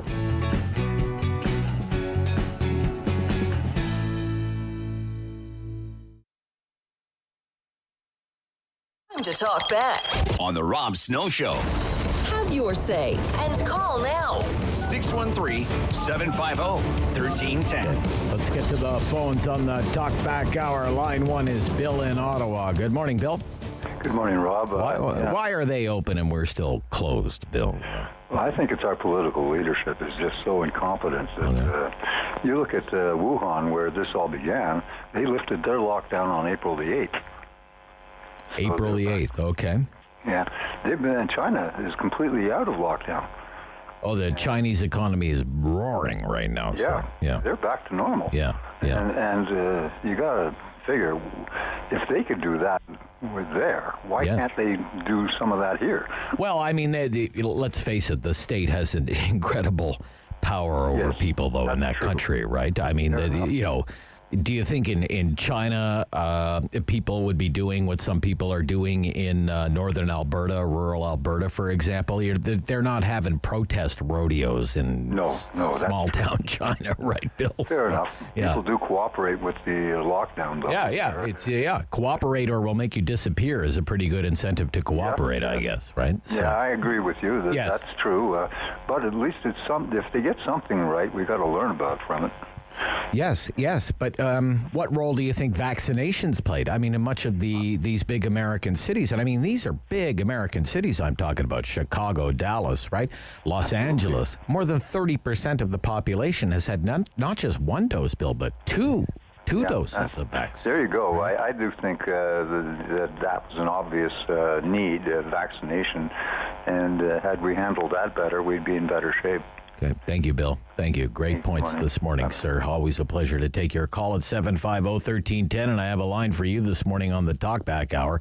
Leo's called in. He's on line 2. Good morning, Leo. Good morning, Mr. Snow. Yeah, Leo, they're closed. They're open, we're closed. Why do you think that is? Well, it's obviously the vaccination, but what we don't know, they have to be careful, I think, by the way they're going to open up because, we don't, this virus, with these variants and all that, they can come back and bite you, Right. And, if you look at the American population, they got, 330 million people. And they say that they've done 250 million doses. Just a little while ago, they'd say only 65% want the vaccination in the States. Right. So that's not to give them herd immunity. So if they don't get herd immunity, what happens then? Does this keep going on and on? Is it going to come back and bite them afterwards? Yeah, do they look like, some people might start saying, well, if they're not careful, they might look like Alberta. Exactly. If they're not careful, they might look like Nova Scotia.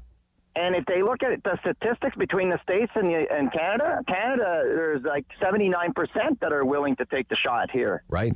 So if we get that well, it's one thing about being willing to area at 80%. Yeah, Leo, but willing to take the shot and able to get one, they're two different things, right? Yeah, I know. Yeah. We're just behind the 8 ball. That's all. It's a thing. It's a fact we can't change. All right. We're behind the 8 ball. Okay. But now we got all these dosages coming in. Maybe things are going to change drastically by the summer. I'm certainly hoping because, I'm tired of this, just as you are. Yes. I think there's a lot of people. I'm a little bit jealous. I'm jealous. Are really sick and tired of this. Yeah, I'm a little jealous too, Leo. Thank you for your call, sir. I mean, in New York City, New York State. This is NBC News New York. Okay, NBC News New York reports today Governor Cuomo, that guy, Andrew Cuomo, still the governor, despite all the allegations of sexual misconduct against him. He's still the governor. Amazing but true. According to NBC News, he said yesterday New York City is going to fully reopen at some point in the next 2 months. Quote, bar seating returns to New York City Monday. For the first time in 14 months, indoor dining, personal care, business capacity will go to 75% in days, and around-the-clock subway service will return May 17th. The only capacity limits that will remain in place across New York and New Jersey as of May 19th will be large-scale indoor-outdoor venues, indoor-outdoor social and residential gathering limits. Large indoor and outdoor venues will go to 30% and 33% maximum capacity that day. I mean, show me a map in Canada and point to the place where we're even contemplating doing these things. Again, Alberta, Nova Scotia, hate to pick on you this morning. In the Wall Street Journal this morning, Connecticut previously ended many capacity restrictions and announced in April it would end all restrictions on businesses beginning May 19th, except for indoor masking requirements. That's hardly like the hard red Republican South. That's Connecticut. On Monday, Connecticut became the first state in the United States to have 50% of its adults fully vaccinated. Fully vaccinated. Not one dose, 2 doses. 50% of the population. Here it's less than 3%. Ron has called in from Florida. Good morning, Ron. Good morning, Rob. Hope you're well. Yeah, we're hanging in there, buddy. Yeah. I mean, it's the same day. Every day is the same. Every day is the same. Unfortunately, we're packing up this week, and we have to come home. Yeah. You were talking about Cuomo in New York. Well, DeSantis here in Florida is a complete, I guess, a nut job. Can I say that? It's wide open down here, according to him, not so much the businesses and the people. Okay. But he's almost dragging people kicking and screaming into fully opening. But to your question, it is the vaccine and as well, but they've got more support down here. The infrastructure. I was taking my morning walk and I'm grumbling to myself, it's garbage day. There's garbage collection twice a week here. Ooh. Ottawa, once every 2 weeks. Garbage collection twice a week. It's like the good old days of Ottawa, Ron. My God. You know, so they get 4 times the collection, Rob, that we have. The roads are better. And the one thing I don't think I failed to mention in a previous call, what I see the difference is people down here are willing to take the risk, and I think that's wrong. I think it's short-sighted, but they're able to because the hospitals have room. Oh, okay. All right. I think that's what's driving it in Canada. Our hospitals are maxed out. I think you know as well as I do. Pre-COVID, we were almost at capacity. The last I read in the Tampa Bay Times here, 22% vacancy, if you will, availability in the hospitals. First time ever, I noticed yesterday the stats, Florida had a better per capita rate for new cases than Ontario. Well, I actually looked it up this morning in, where did I come across? Miami Herald. Florida, population 21.5 million, had 3,600 cases yesterday. Okay.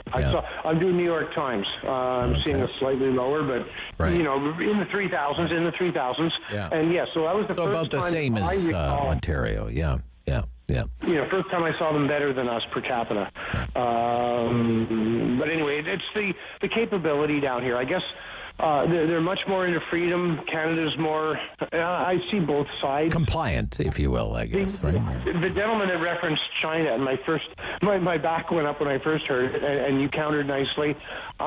It's probably because they followed instructions, no choice. Yeah, no choice. Things got improved. All right, thank you. Down here, they won't follow instructions. I mean, I talked to a neighbor down the street about an issue down here, and I get the feeling I couldn't tell him his house was on fire if the roof was in flames. You just you can't reason with some people down here, and that's their strength and weakness. All right. Look, I know you. Look, we've got to run. I know you're hitting the road and coming back. I wish you safe travels. Okay. Thank you. Warn the border guards. All right. Okay. Thank you. So 10:30 news is coming up. It's halftime here. Talkback hour. We'll have the latest case count data for you in our 10:30 news.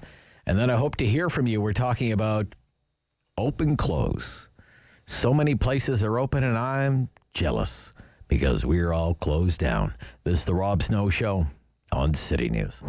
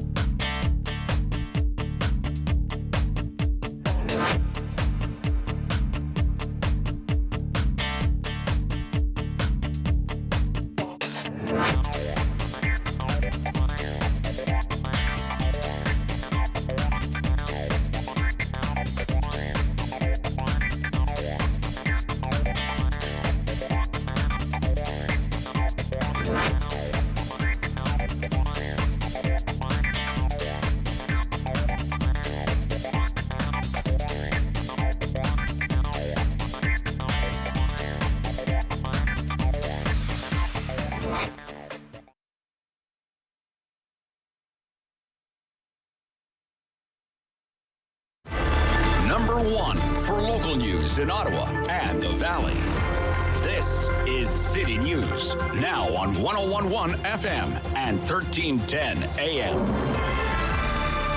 It's Wednesday, May 5th. Good morning. I'm Andrew Boyle. Right now in Ottawa, 9 degrees. In Smiths Falls, it's 10. And here's what's making news this hour. Breaking news on the vaccination front. Pfizer says its vaccine has now been approved by Health Canada for people as young as 12. A trial of more than 2,200 youth in that age group in the United States recorded no cases of COVID-19 among those vaccinated. Also this morning, 1 million doses of Moderna vaccine arrived in Canada. That delivery was supposed to arrive next week, but was fast-tracked. Now, Procurement Minister Anita Anand's office confirms Canada will get another 1 million Moderna doses on the week of May 17th. Ottawa Mayor Jim Watson got his first dose of vaccine against COVID today. He asked people to only book for a shot at one location. He says he has heard of those registering, for example, at numerous pharmacies, and then they don't show up when they get one at one and don't bother canceling the rest of the appointments. He says that means some could go to waste, or there could be empty chairs that could have been filled. Ontario reporting another 2,941 cases of COVID-19 today, along with 44 more deaths. According to the province, Ottawa is dealing with 140 new cases. There are 12 more cases in both Eastern Ontario's health unit and Leeds, Grenville, Lanark. There are 5 more cases in Renfrew. These new cases come from nearly 45,800 completed tests. City News Time, 10:32. I'm Andrew Boyle for News Anytime. Follow up online at ottawa.citynews.ca. Talk back. Hello. On the Rob Snow Show. The phone lines are open at 613-750-1310. Now, the Rob Snow Show continues. Premier Doug Ford is back in the Ontario legislature. His isolation period is over. Let's listen to the question period a little bit from the Ontario legislature, Queen's Park. This is Andrea Horvath. There was no plan to protect residents in long-term care. The Premier and the Minister all summer long claimed that there was an iron ring around long-term care, and everybody knew that there was no such thing, and yet nobody on the government side is prepared to take responsibility for the tragedies, the horrifying tragedies that took place in long-term care. When is this Premier going to do the right thing and remove the Minister of Long-Term Care? To reply, I recognize the Premier. Thank you, Mr. Speaker. I first want to acknowledge the families whose loved ones were impacted by what happened in long-term care homes. It was a tragedy, and it was absolutely terrible. Our government called the Commission to action to provide accountability and justice for the families as soon as possible. It is now all of our responsibilities to fix a system that no government has gotten right. Not Bob Ray, not Mike Harris, not Dalton McGuinty, not Kathleen Wynne. The final report shows what we've been saying all along. After years of neglect by governments of all political stripes, red, orange, and blue, our long-term care system was broken. But, Mr. Speaker, we're the government who will finally fix it.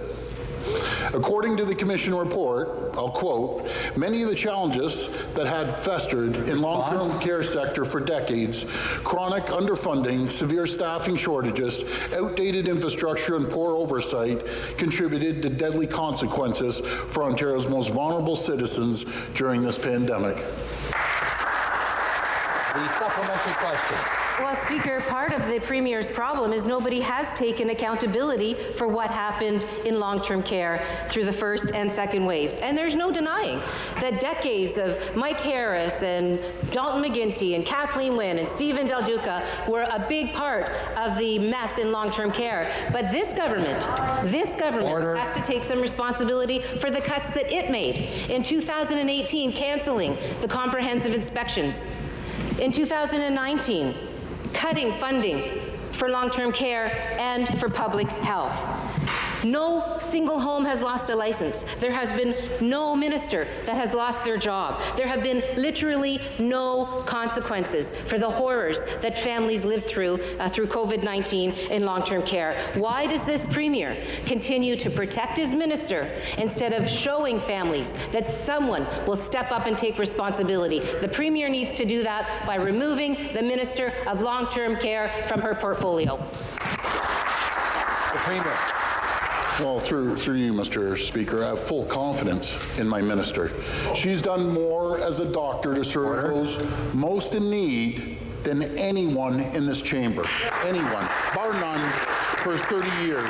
She's dedicated her life to protecting the most vulnerable, caring for those who are sick on the front lines, and that deserves respect. Her voice and experience are vital as we correct the decades of inaction in long-term care sector caused by many governments. Because of her leadership, we're already seeing success in this sector. For example, thousands of new long-term care beds being built, the implementation of 4 hours of care, and hiring thousands and thousands of new PSWs. Okay. Doug Ford, I have full confidence in the Minister of Long-Term Care. That would be Dr. Marilee Fullerton from the Canada area. Daily calls from the opposition for her resignation. We're talking about what's open, what's closed, me being envious of watching some American states and cities reopen. Some suggest this morning, maybe recklessly so. I had a caller on from Florida, a fellow from Ottawa who winters in Florida. Ron DeSantis, that's a name to remember, right? He's the Florida governor. He's the next Trump, they say. He's the next Trump. He is inheriting Trumpism. The heir apparent. And Florida, Republican Governor Ron DeSantis announced this week he was, quote, immediately suspending any COVID-19 related emergency orders, including those issued by any municipalities. Reports the Miami Herald. And some of the other headlines this morning in the Miami Herald. Walmart and Sam's Club now offering walk-up COVID-19 vaccination clinics. Hey, David, where were you vaccinated? Sam's Club. Walked in. Just walked right in. Do they have a greeter at the clinic too? Welcome to Walmart. Here's your vaccine. Miami-Dade commissioners reluctantly allowed packed chambers again, so you can go to the city council meeting in person in Miami now.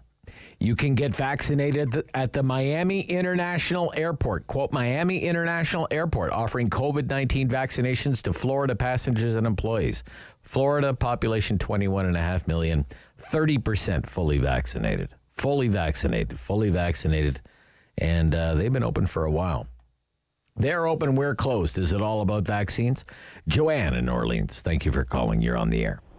Good morning. Hi. I love the use of your two Canadian examples, that you're talking about Nova Scotia and Alberta.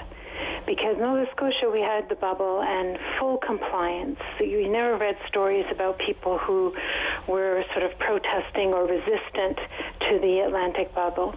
In Alberta, you didn't get full compliance. As much as Kenny pleaded for goodwill and to mask up and everything, he didn't instate it, he just requested it. And what is the result? Well, it would seem almost identical, isn't it? Because the COVID numbers are through the roof in Nova Scotia. So really, neither one worked. Whether you had a population who was resistant to instructions or you had a population with full compliance, because as your caller Eric often states, it's a virus. It is going to go where it goes, and it's just looking for new hosts. At least I think he's the one who said that. Yeah. So we have Well, I think the speculation is, if I could just interrupt there, the speculation is that if we start doing some dot connecting here, or start connecting the dots about what has happened in Nova Scotia, I bet you a lot of, this is what people are thinking, a lot of it is probably linked to people in Nova Scotia who work in Alberta. And they've been flying back and forth because, you know, a lot of oil workers are 2 weeks on, 2 weeks off, this kind of thing, or 3 weeks on, 1 week off. And they're flying. They're flying from work camps in Alberta into Halifax, right? So maybe maybe this is just speculation, Joanne, but it's, you know, it's kind of taken hold. That, you know, the Alberta situation is not isolated. It's similar to Nova Scotia, but there may be more connections there than people are thinking about right now. You know, when we complain about flights coming in from elsewhere and we're called xenophobic, it's like the only thing you can safely complain about in Canada is Alberta. And this has taken hold, and I'm not surprised. I think I have no way of commenting. I just, off the top of my head, think it's absurd and ridiculous. I think the virus is the virus, and it worked the way it worked. I just want to point out that one of the first things that Kenny did when he got to power was reduce the salary of the doctors and attack the healthcare expenses there because of oil, because of the decimated economy, and he had to rein in the public service and basically said, look at the private sector. You and the public service are going to have to feel some pain because look at your neighbors and how much they're suffering. And I think he's bearing the brunt of their anger in the media. Okay. But when you look at Florida, Britain, and Texas, they had massive pandemic casualties. They had, you know, millions of people all together, not in one country, who died, who got sick and who died. But what they have now is an extraordinary vaccine success, and they're talking immunity. Our leaders here in Canada, it would seem across the board, but I'm flooded with Ontario news, but it seems that our goals were different. Our goals, as your previous caller said, were not to overrun the hospitals. It really indirectly was about the patient. Mostly it was about hospital capacity. Well, the Americans don't have that, and they don't have to worry about that. So here we didn't talk about give equal value to mental illness, to school openings, to business success and survival. It was simply about hospital capacity, and indirectly that meant patient care. So these other places, whether you listened or didn't listen to the lockdown rule, the pandemic took hold, and maybe it's still looking for hosts. And when we unlock down in Ontario, we're going to be prime hosts, except for vaccine success. So where the numbers are through the roof, they have success. And, Britain, Florida, Texas, and other parts, California is iffy, right? It's quite the show down there in California, but they have an election coming up. So maybe he wants to look good, so he's opening up. There's so much. I've come to realize we'll never get the truth. We'll never get all of it, and heaven knows we're not getting all the facts. Okay. Thank you, Joanne. Thank you. She brought up the UK, and difficult times in both the United States and the UK. Terrible times for much of 2020. But then you look at some of the front pages of the UK newspapers this week. The Independent, EU paves way for summer holidays on continent. That was yesterday's front page news, and a picture of a triumphant Boris Johnson. The tabloid, the Daily Mirror, its front page headline yesterday was, "Wish EU were here." Wish EU were here, which is kind of clever, isn't it, David? The Evening Standard, 5 million. London hits vaccine landmark, 5 million doses in London alone. The Daily Mail, why wait 7 more weeks? Quote, calls for a quicker end to lockdown grew yesterday as the COVID death toll fell to just one person. The lowest since August, infections tumbling to an 8-month low.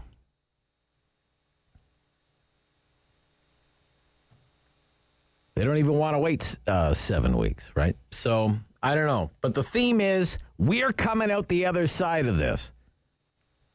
When you look at some of these big American cities and in the UK, and you can't say the same thing about where we are. Why is that? Michael. Good morning, Michael.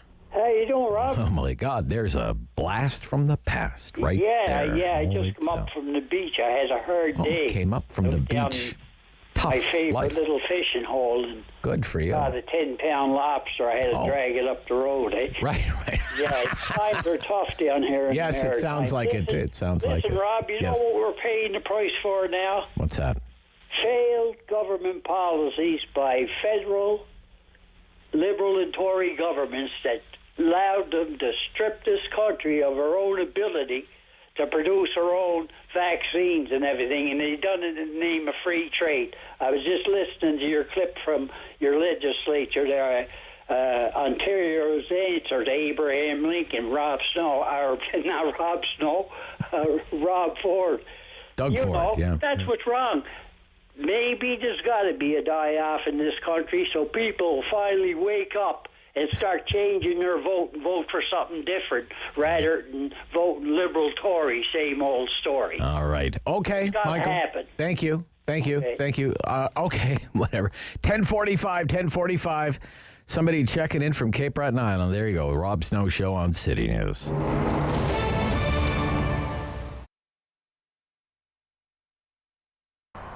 Well, we're celebrating our 43rd year. It's still family operated. We're in our second generation.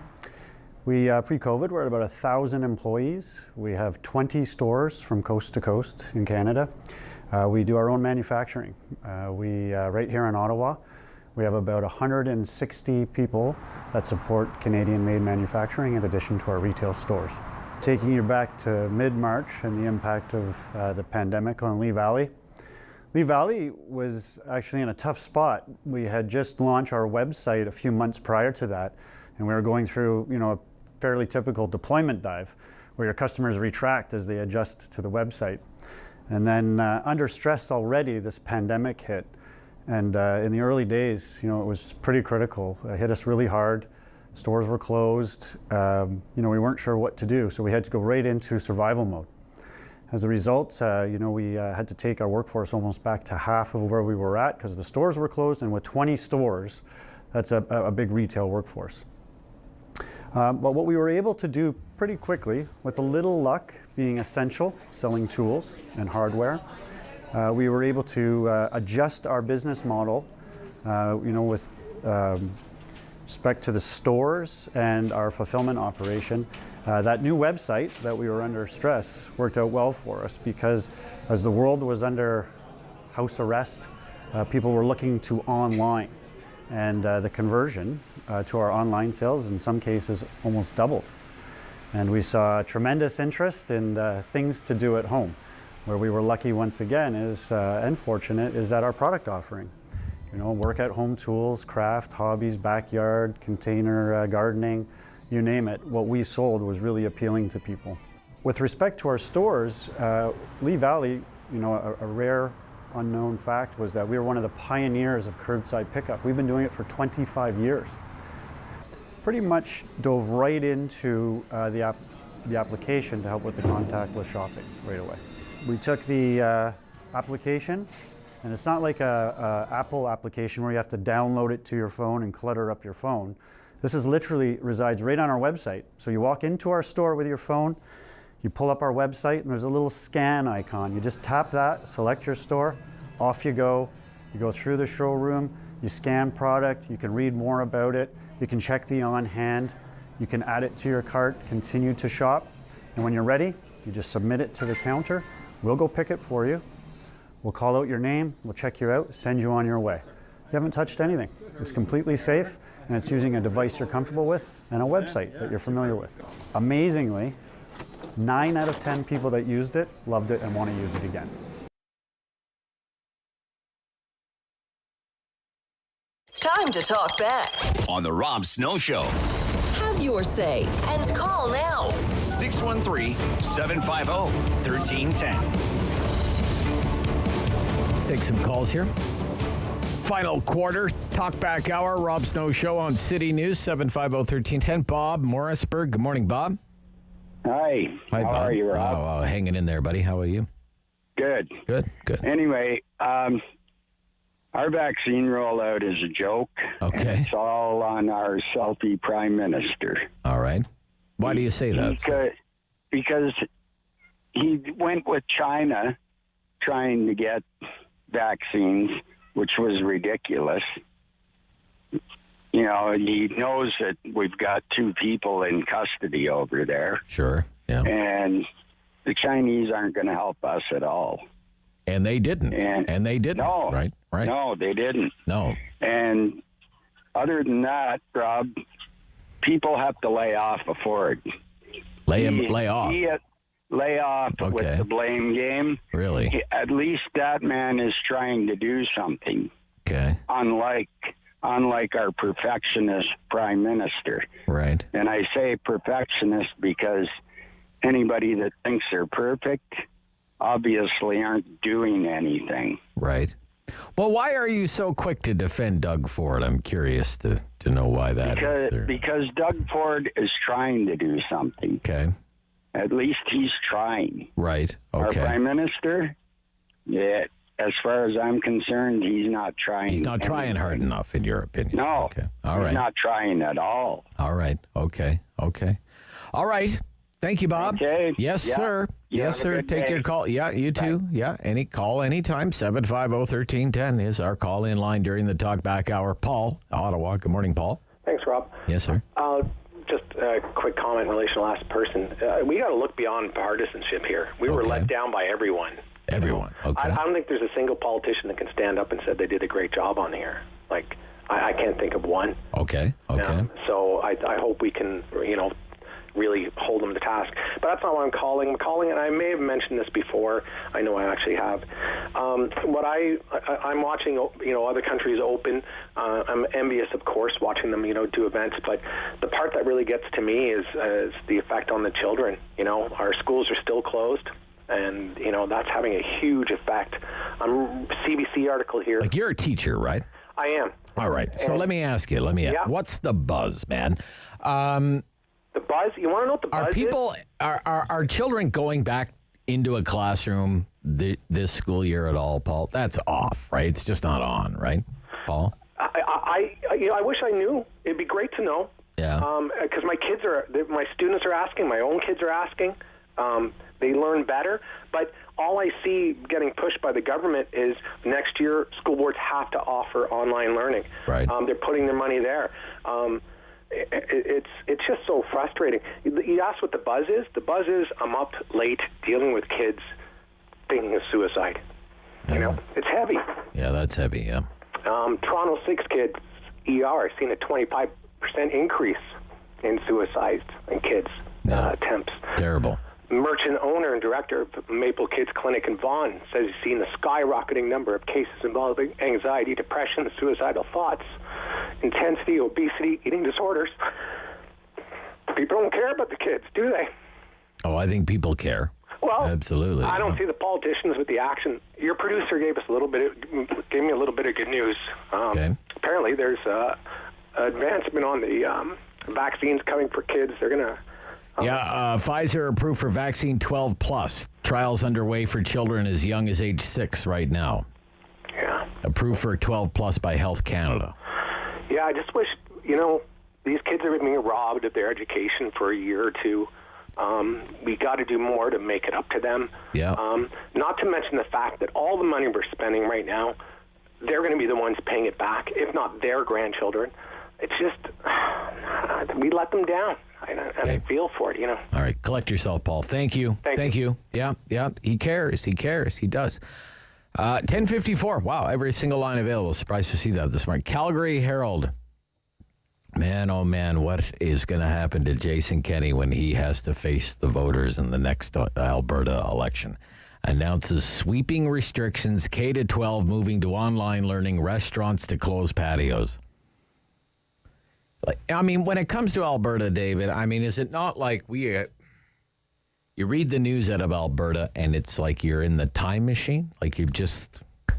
It's eerily similar, isn't it? Just forgot about the last year and we've just gone back to spring of 2020. Like Doc and I have just hopped into the DeLorean and we've gone back to April 2020.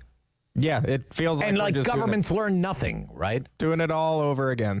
Same playbook, same rules. Quote, could you not have read this in the newspaper in the Calgary Herald a year ago? Restrictions are tightening for retail, outdoor social gatherings, places of worship, and funerals. Crazy. Let me be clear, Premier Kenney said, we will not permit our healthcare system to be overwhelmed. Closed, everything is closed. The Chronicle Herald, Halifax Chronicle Herald this morning. Nova Scotia reports 153 new cases. 2 people in the Halifax area died of COVID-19 at home. This is a thing now. People aren't even they're not even going to the hospital. They're just dying at home. Quote, 39 in hospital, hundreds more sick at home. Hundreds more sick at home. Hundreds sick at home. One of the people who died was not even known to public health authorities as a positive COVID-19 case, yet COVID-19 was found to be the cause of death after the person succumbed. Wow.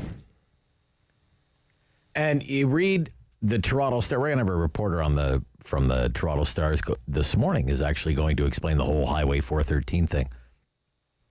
It does a daily COVID-19 briefing. A lot of the media outlets do this COVID-19 newsletter that you can... I get one from Maclean's and CBC and the Toronto Star. This morning I read, it's just like a sad scramble of like bad news. Lecce, the education minister, Stephen Lecce, said the advice from the province's chief medical officer of health who recommended shutting down schools to in-person learning in mid-April has not changed at this point. That's why I asked Paul.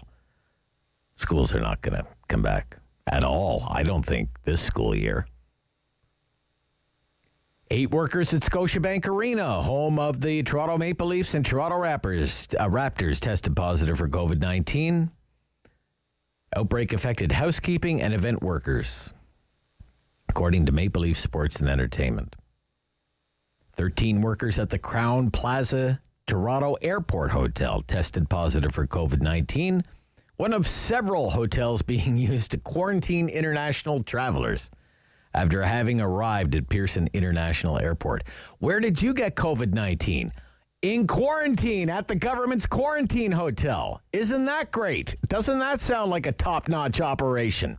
Where did you get infected with COVID-19? In the government's quarantine hotel. Awesome job there, guys. In Quebec, there has been a curfew in effect since January 11th. Can you even imagine? Illegal to leave your house for the last 5 months across the province of Quebec. And Premier Legault says it is too soon to consider a wider reopening. And the media seems to never mention how many Canadians are fully vaccinated, but has instead latched on to this idea that one dose is all anybody needs. Look, in a lot of these American cities and across the UK, 30% of the population is fully vaccinated. Fully. They have had 2 doses of a 2-dose vaccine. In this country, 97% of the people in Canada are not fully vaccinated. 97%. 4.5 months into the nation's most important ever vaccination effort. This is the Rob Snow Show on City News.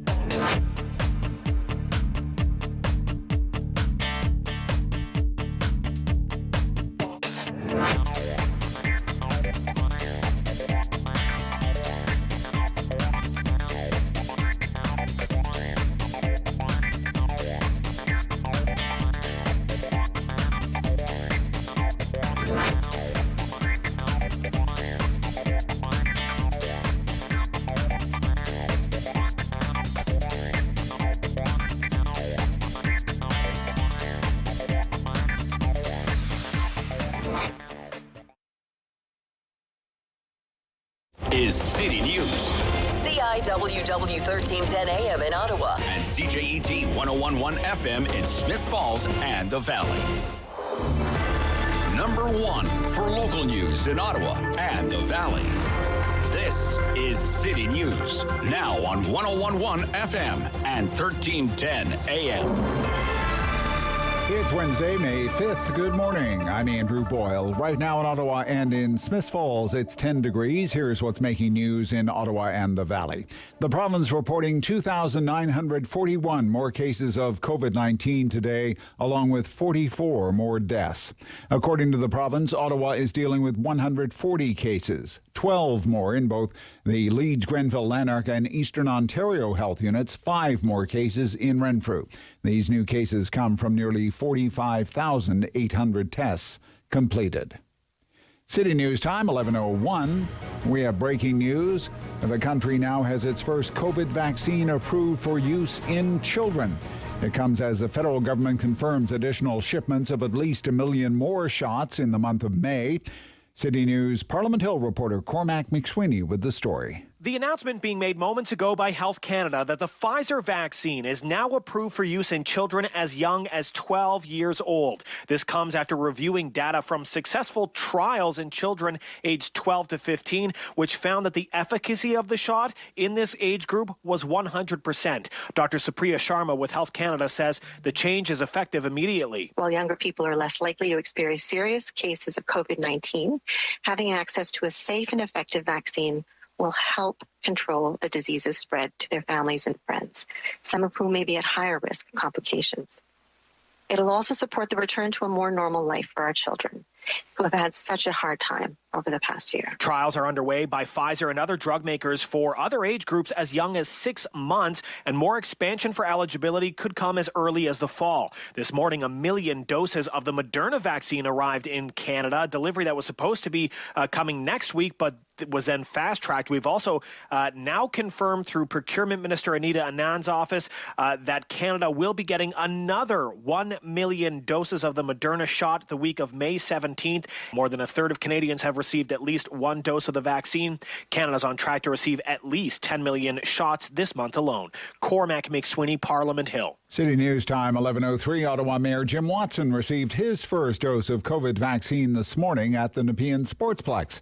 That's a mass vaccination site, and with that, he's encouraging people to do their part and get their shot when able. Here's City News reporter Alex Gouge. Mayor Watson says he felt a sense of relief after getting his first shot of the vaccine and feels we are starting to turn a corner in Ottawa. While speaking to reporters, he encouraged residents to not hesitate for a jab and that it's a miracle to have a vaccine in general. The best advice is the advice that we hear from our medical professionals. Take the first vaccine that's offered to you.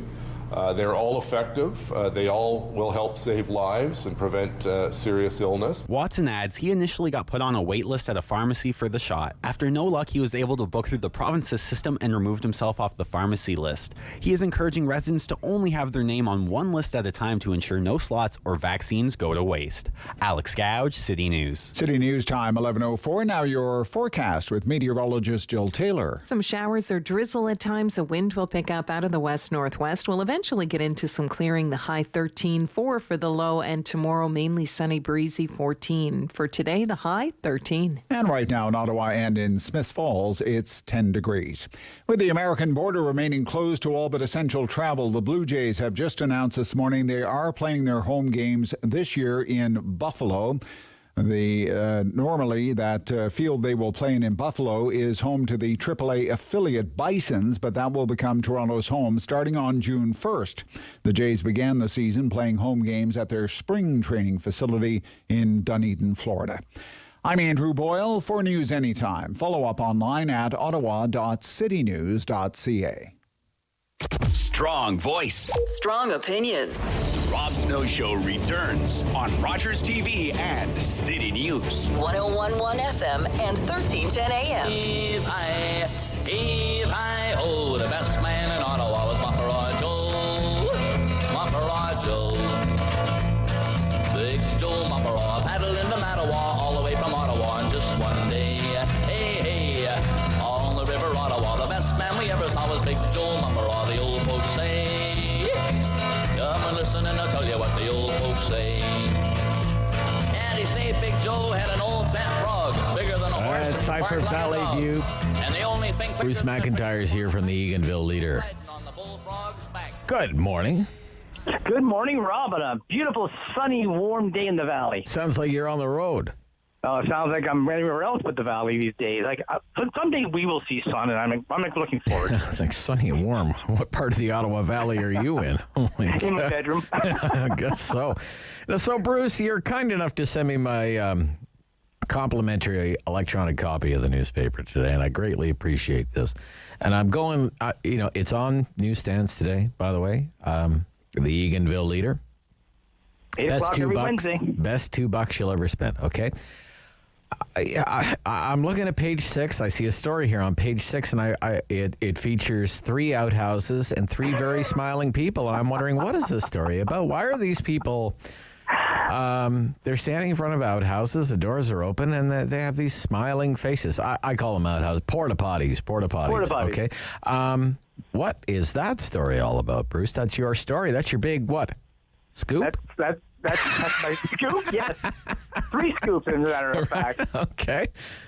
That is my old friend George Thompson. You'll think you never meet a nicer guy. That's George. He decided to put the porta potties up for retirement, along with himself and his wife Brenda. And after 41 years of Thompson's septic and porta potties, he's calling it a day. And It's funny.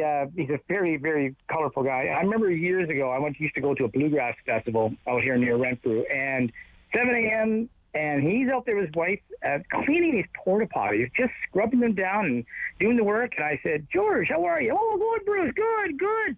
And I said, you need a hand? He goes, no, and the next part's not the good part. So he was going in to clean up the potties. No, Bruce, the next part is not the good part. Yeah. There you go. He was looking out for you. Sure, you could do the next part. It's the best part. That's what I would say. So. And he said, despite being in the toilet business, he has no pink toilets. They're all the aqua blue color. That's the signature, and there's no pink and blue or black. It's just the aqua blue. That's it, right? His best story was when New Year's Eve years ago, he got a call. Some fella had his brand new teeth. They went down the toilet into the septic tank. Oh, no. So George went out there and his old overalls on. Oh, man. Out and he found the new teeth. He was very happy. And so he's retiring. Okay, well, that is a well-earned retirement right there. Okay, it is. Yeah. You got to dig deep on that one. But he started the business with his father, right, and carried it on. So isn't that back in 1980? Yeah, in 1980. My goodness gracious, 41 years in that business. And when he started, that's dedication, man, right there. To clean it out, the septic was $20. He said, now you're lucky to get away for $300. Really? So, okay. Yeah. Okay. Yeah.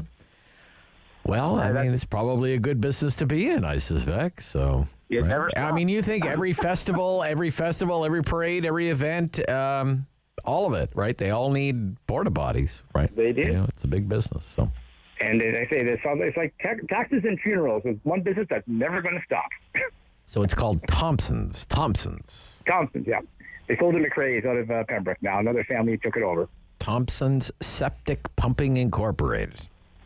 That's what that's about. Okay, page 6. Read all about it. Yeah. Front page story is for the Eganville Leader this week.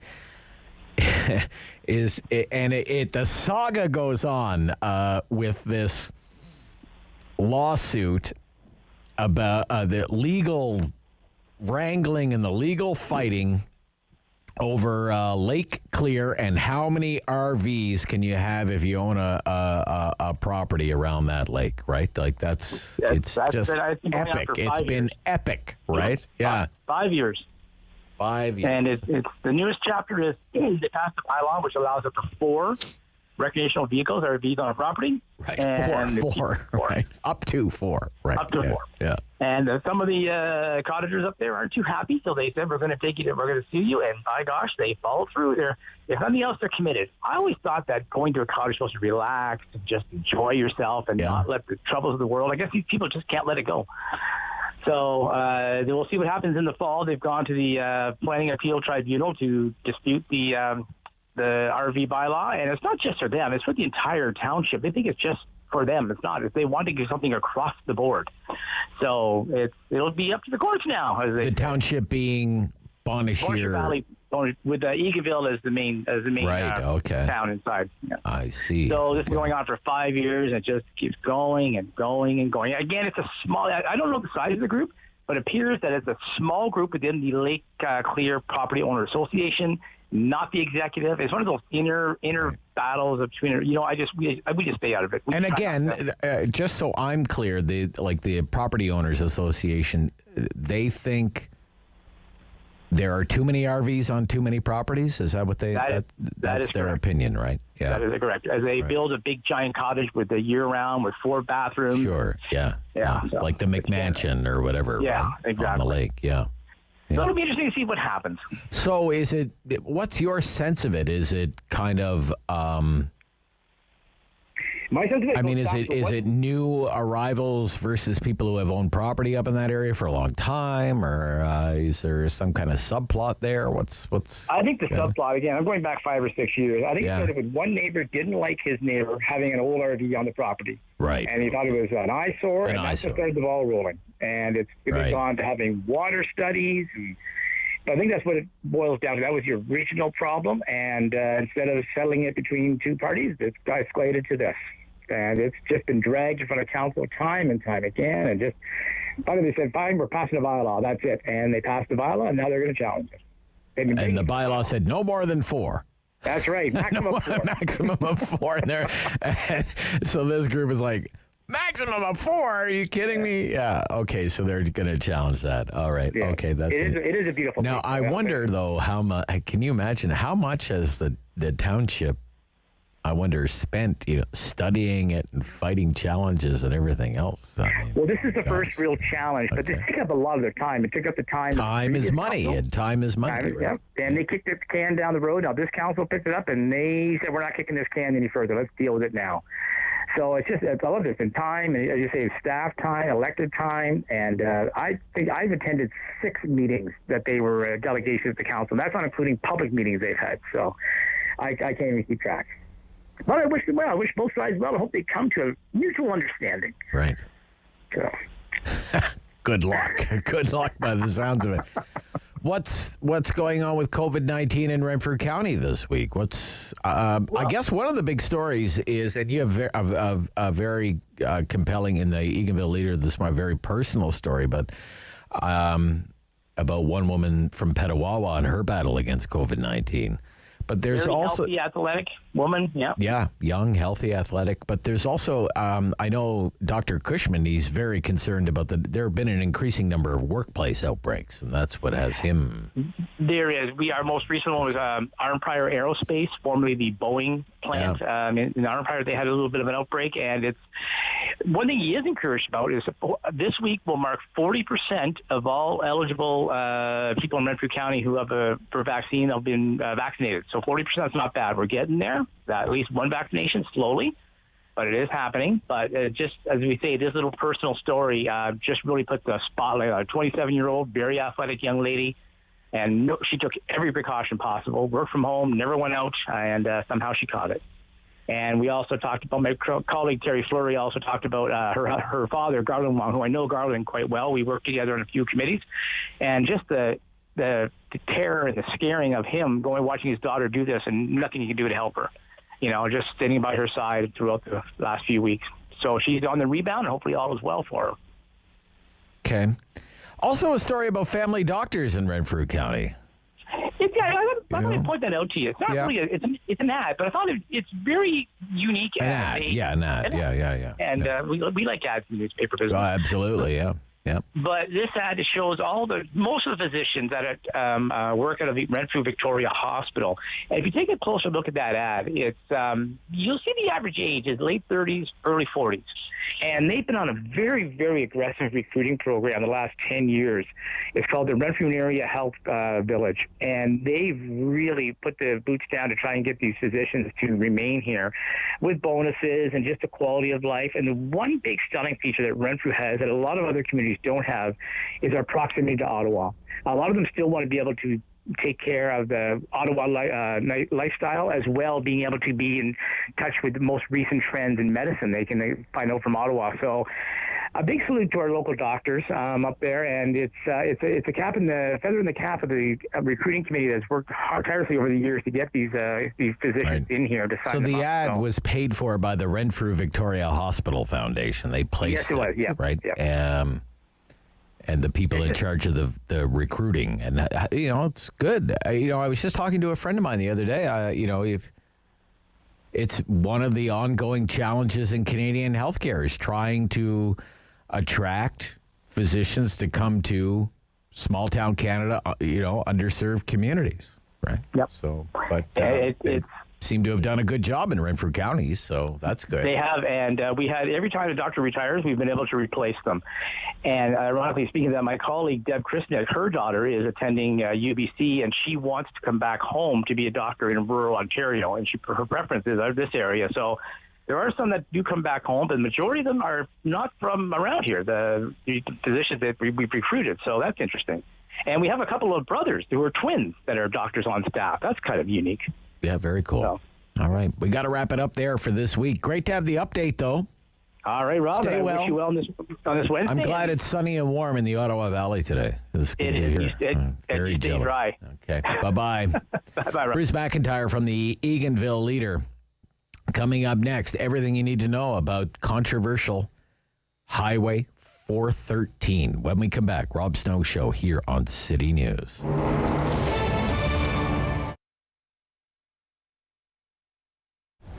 An old-fashioned traditional grocery store. you're going to find a butcher, okay? You want a steak cut a certain way, you're going to get it. You know, there's flour piled in the warehouse. There's mixers on the floor. There's flour on the floor. The bakery is rented out to Frank Nicolo. It's him and his son come in at night. They mix the dough, they roll the dough, and they bake the dough. It's not the traditional frozen and thaw and put it in the bin, okay? It's made from scratch 7 days a week. It's probably the only bakery left in Ottawa that does that. You know, then customer service. You know, we're big on that. The cashiers, the deli. You're not, if you ask for something, they're not going to point, it's an aisle number 7. They're going to bring you there, okay? If you have too much groceries out, we'll take it out to your car. You know what I mean? There's nothing we don't do for our customers. And we evolved around our customers. They would come in and say, you know, can you try getting me this? You know, can you get me this? So that's how we built the lineup we have now, okay? So we have a lot of unique items that someone that came over to, you know, live in Canada hasn't seen this particular product, but we sourced it and we have it for them that, you know, like something they used to have as a kid. We have a lot of those unique items, a lot, you know, from like all over the world. And we source it through, you know, distributors in Montreal and Toronto that bring in the product in bulk, and we piggyback off of them. Probably the largest European deli in Ottawa. We sell lots because people buy lots. It's nothing really complicated about that. You know, we turn over a lot of product. You know, we package it properly. We buy, and we're always consistent. You know, you're always going to find, you know, Cuddy turkey breast, you know, San Daniel mortadella. You're always going to get the same brands. We don't flip back and forth to save 20 cents. It's always the same brands the last 29 years. Best sandwiches in town. It's simple. It starts off with fresh bread every day baked in the store. Anything that's left over goes to breadcrumbs. So you're getting a fresh bun every day that was baked probably 4 hours before you get here, okay? Not only baked, made, like, you know, mix the flour, roll the dough, proof the bread, and bake the bread, okay? Then all the ingredients come right off the shelves. You know, your lettuce, your tomatoes, all your condiments, and they're cut up fresh in the deli. Not like the big, you know, corporate restaurant chains that your lettuce comes in shredded in a bag, you open it up and you throw it in the bin. You know, takes, you know, 2 or 3 days to get here from California. How long is it in the bag? The big difference is like making a sandwich at home and you don't have to do the work. It's really what the trick is, and using the freshest ingredients possible.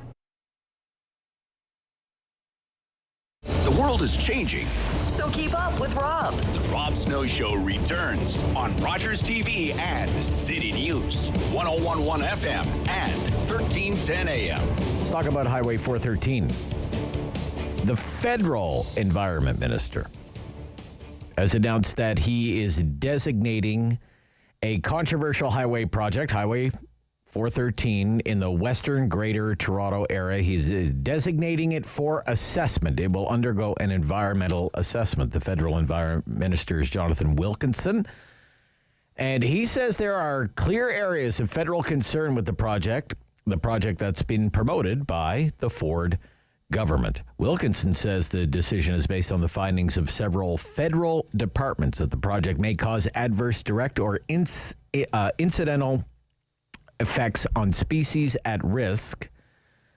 413, the Highway 413 project, the federal government is concerned that it would pave over environmentally sensitive areas and farmland. So, covering this story for the Toronto Star recently, and joining me now is reporter Noor Javed.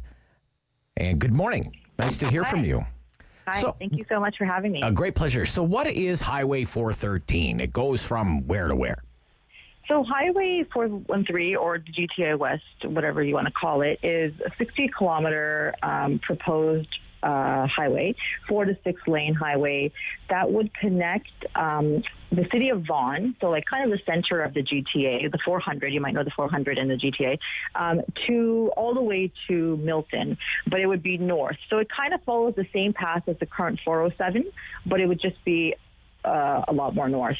And so it's this highway that's been really on the books for a long time. The Liberals were discussing it, like when they were in power in Ontario, from 2010, around that time. It's been studied. It's been discussed by the public for many, many years. In 2018, the Liberals decided after a panel, they had a three-panel study look at it, and the panel decided, you know what, this is kind of not a good idea. It's going to impact the environment. There's other solutions, like maybe, using the 407 better. And so they kind of shelved it. And so the project kind of ended there. And then when Ford came in, when the Ford government came in, they said, we want to revive this project. And so that's kind of a little bit of background. They want to revive it. Okay, interesting. Yeah. So I've been calling it the 413. I see it in a lot of the media covers called the 413, but it has this other name, the GTA West. Is that right? The GTA West. Yeah. Okay. So it's kind of like because it's going to open up the west part of the GTA. I see. Okay. Mm-hmm. And these are very fast-growing communities, right? There's been a lot of population growth there over the years. Right? Yeah. I mean, the biggest, it's going to go. So it's not really. It's going through communities like Vaughan, King City, which are already quite built out. It would cut through. It would cut through those, like the green belt or the protected green belt in those communities. But it's really Caledon, which is north of Brampton. So Brampton's pretty much built out. Vaughan is, and so is King City. All that's really left is Caledon, and Caledon is north of Brampton, if you know the GTA at all. Right. And that area is like predominantly farmland. It's really a lot of green belts and a lot of lands that can be built out. And so essentially, it's Caledon that would benefit the most from this highway. Okay. Mm-hmm. How does the Ford government defend its revival of this project? Well, the Ford government has said that this highway is necessary in order to alleviate some of the congestion on the roads that everybody knows about. They said that basically, if you look ahead to 2051, the population of the Greater Golden Horseshoe, which is like the GTA in Hamilton, is supposed to be almost 15 million people. And they say that without, more roads, without extensions of current highways, and obviously without transit, that the whole community, the whole area is going to be gridlocked. And so they have been constantly saying that, without this highway, like they've said that currently all the roads in Peel and York are already at overcapacity, right. Or will be. And so their position is that without this highway, it's that the whole community, the whole area will be gridlocked. And so that's kind of been their line. And they also have said that this highway is really important for the movement of goods and services. So for trucks, for deliveries and that kind of thing. And that's been one of the things that they've been pushing. Okay. So federal government environmental assessment. First of all, why is the federal government doing this getting itself involved in a provincial highway project? And what could that mean for the future of the project? Yeah, so I mean, basically, one of the big concerns around the highway is the environmental impact that it would have. Like I told you, it's going to cut through 400 acres of the greenbelt. It's supposed to cut across like 85 waterways in the GTA, so streams and rivers, and then also it's supposed to cut across farmland. So from the onset, community groups and environmental groups have been really concerned about the environmental impact. And then beyond that, when this highway was revived, the provincial government said, we're going to do, because this has been delayed for so long, we're going to expedite the environmental assessment on this highway. So even while we're collecting the information, we're going to allow things to be construction. It's on the fast track, right? It's on the fast track. Okay, in the short run. So the environmental groups got concerned, and they actually sent a letter to the federal government saying that we would like this to be qualified under the federal environmental assessment, which is something I guess is a recent thing from my understanding, and where the government looks at projects, and if there are any projects of concern or they're highlighted to them, they'll do an assessment to see if it's worth a federal oversight. So that's how the feds got involved.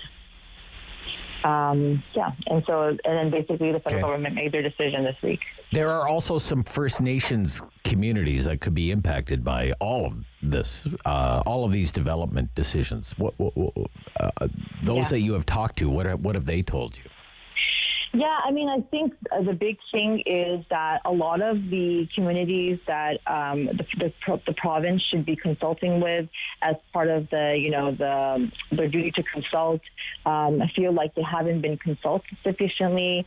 A lot of the lands that are, under the jurisdiction of the First Nations would be impacted. And so I think this, they have really been on the side of would-be environmental groups, both asking for consultation and just concerned around the way that this is being pushed through. Thank you for your time this morning. Thank you so much. Great to hear from you. Yeah, Noor Javed, Toronto-based reporter for the Toronto Star. This is the Rob Snow Show on City News.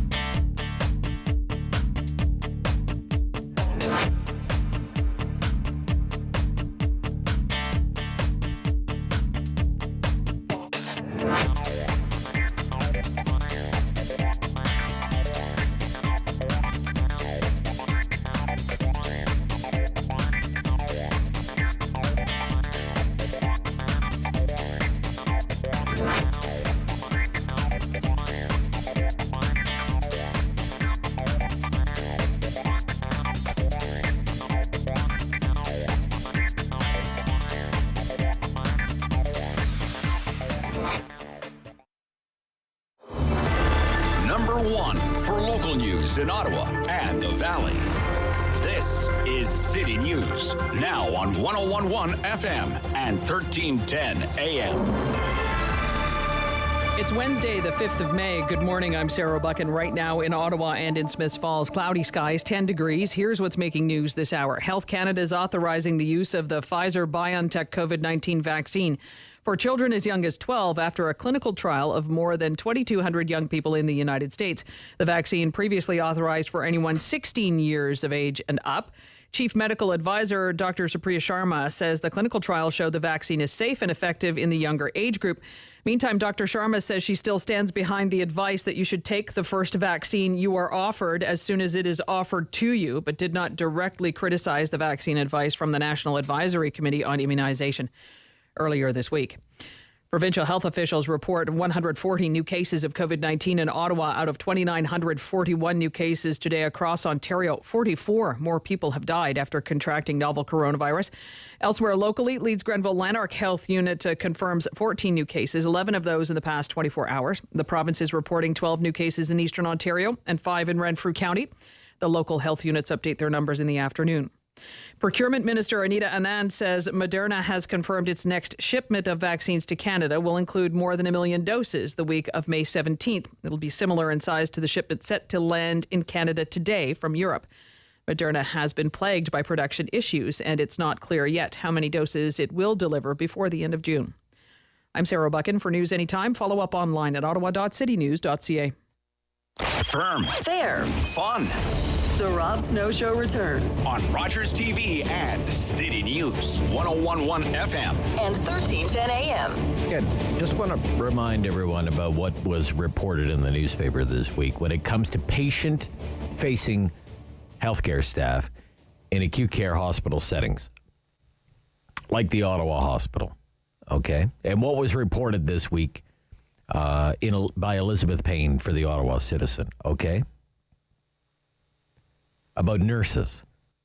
Quote, Ottawa nurses say they are more vulnerable than ever to contracting COVID-19 and are, quote, terrified. Nurses who have asked not to be identified to protect their jobs are pleading with officials for a second dose of COVID-19 vaccine. Pleading for a second dose of COVID-19 vaccine. Saying the high numbers of seriously ill COVID-19 patients in hospital is putting them at an increasing risk. Just last week, a nurse in hard-hit Peel died as a result of COVID-19. Quote, we are scared. We are worried about dying, said one of the nurses. We would like to have as much protection against it as possible. Say they are more likely to be working directly with COVID-19 patients now more than ever. And it reminds me of the conversation that we had with the CEO of the Heart Institute, Dr. Mesana, just a few weeks ago when he was pleading for the exact same thing. And he was later in the CNN report that was on the Jake Tapper show about the vaccination program in Canada and how many of his patient-facing staff have yet to receive their second dose. So this morning, we're just following up. It's Dr. Marc Ruel has joined me. He's president Canadian Cardiovascular Society and head of the Division of Cardiac Surgery at the University of Ottawa Heart Institute. And Dr. Ruel, I thank you for your time this morning. Good morning, Rob. My pleasure to be here. How would you describe the situation with your staff in your setting when it comes to second doses for vaccine healthcare workers, for healthcare workers, doctor? Well, the staff are very courageous. I think what you are relaying are true impressions, and obviously they are quite brave, and they are facing a lot of COVID patients at the Ottawa Hospital, at the Montfort, the Queensway, at the Heart Institute, and most of them have only received one dose. So vaccinating a lot of people with one dose early on makes a lot of sense. But our point really, and you were mentioning Dr. Mesana, who was on these news, on this show a few weeks ago, our point is that when you don't have the option of not being in close direct contact with COVID patients, you should have both doses. You should be following the schedule that's been mandated by the pharmaceutical companies that have put these vaccines together. You think then, doctor, it is unwise to go so long between the first and second doses with these vaccines? Do you think that's unwise? Well, I'm going to speak from a greater good point of view. I think it is better for the greater good. It's not about, obviously, taking doses away from the population, because the population needs it. We need to acquire herd immunity. There's no doubt about that. And I don't criticize trying to vaccinate as many as possible. But for healthcare workers, again, they're already in the front lines. They should be following the schedule that's been established around those vaccines. So I think that is the plea that we go for. Right. It obviously takes a few doses away from the general population, but that is a small percentage. I don't know exactly what it would be, but it would be several thousands. We're not talking hundreds of thousands or millions here. And that way, Canadians can receive their health care better. There's a very telling example I could tell you about the Ottawa Heart Institute. Go ahead. We had a few weeks ago, we had an outbreak, and we had COVID-positive patients, and we had COVID-positive staff. And it's interesting to note that we had a certain number of COVID-positive patients, but we had even more staff who had received one dose only, who had to stay home, fortunately only with mild to moderate illness, but were not able to come to work because they were having COVID themselves after having given care to these patients. So, and that number was higher in staff than the actual number of COVID positive patients we had. So there's obviously one dose is not perfect, and we need to protect the healthcare workers better. But you had more staff following COVID-19 protocols because of infection than you had patients. Yeah, it's easier to isolate patients than isolate staff, right? Because they go from room to room and they do their best, but try wearing an N95 for 13 hours, right? They're 12-hour shifts. They come in, they start putting it on as soon as they come on the ward. There's a transfer of data and impressions around each patient. It's a very careful process. There are more than 12-hour shifts because there's turnover prior and after. Plus, if staff are home, they're home for, 14 days or so, I guess, right? That's correct. If they have to isolate. So that means you have to replace someone for 14 days. Exactly. So there's already, the data, Rob, are clear. COVID is a dual threat. There's obviously all the mortality and morbidity and societal impacts of COVID. But in the same token, we see diseases, especially cardiovascular disease, going up in incidence and mortality. And there's data from Europe. There's now fresh data from the United States that show a great peak in cardiovascular death. So we have a place like ours, the Heart Institute and the Canadian Cardiovascular Society, we have to promote handling both threats at once, right? You have to be obviously prepared and handling COVID, but at the same time, you have to continue to provide cardiovascular care because patients will die from deferring their care. Okay. So at the University of Ottawa Heart Institute, what is the current situation with immunization with your patient-facing staff? How many have had one dose? I'm assuming everyone's had one dose. I think all patient-facing staff have had one dose. Right. I can tell you this morning I was around the intensive care unit. I spoke with our team in the UR. We just finished a successful operation. And, the ICU staff, many of them, most of them, I would say, have received both doses. But not nurses all. on the wards, not all of them. And nurses on the wards certainly, in my opinion, are exposed as much as intensive care and emergency department nurses and staff because they have a higher contingent of patients per nurse, right? Okay. Not all of them. Not all of them have received their second dose yet. No. 4 months later, 4.5 months later, after the first vaccines went into the first arms here. Right? So do you think, Doctor, it's about prioritizing people, right? I mean, you mentioned the greater good, but there has to be some you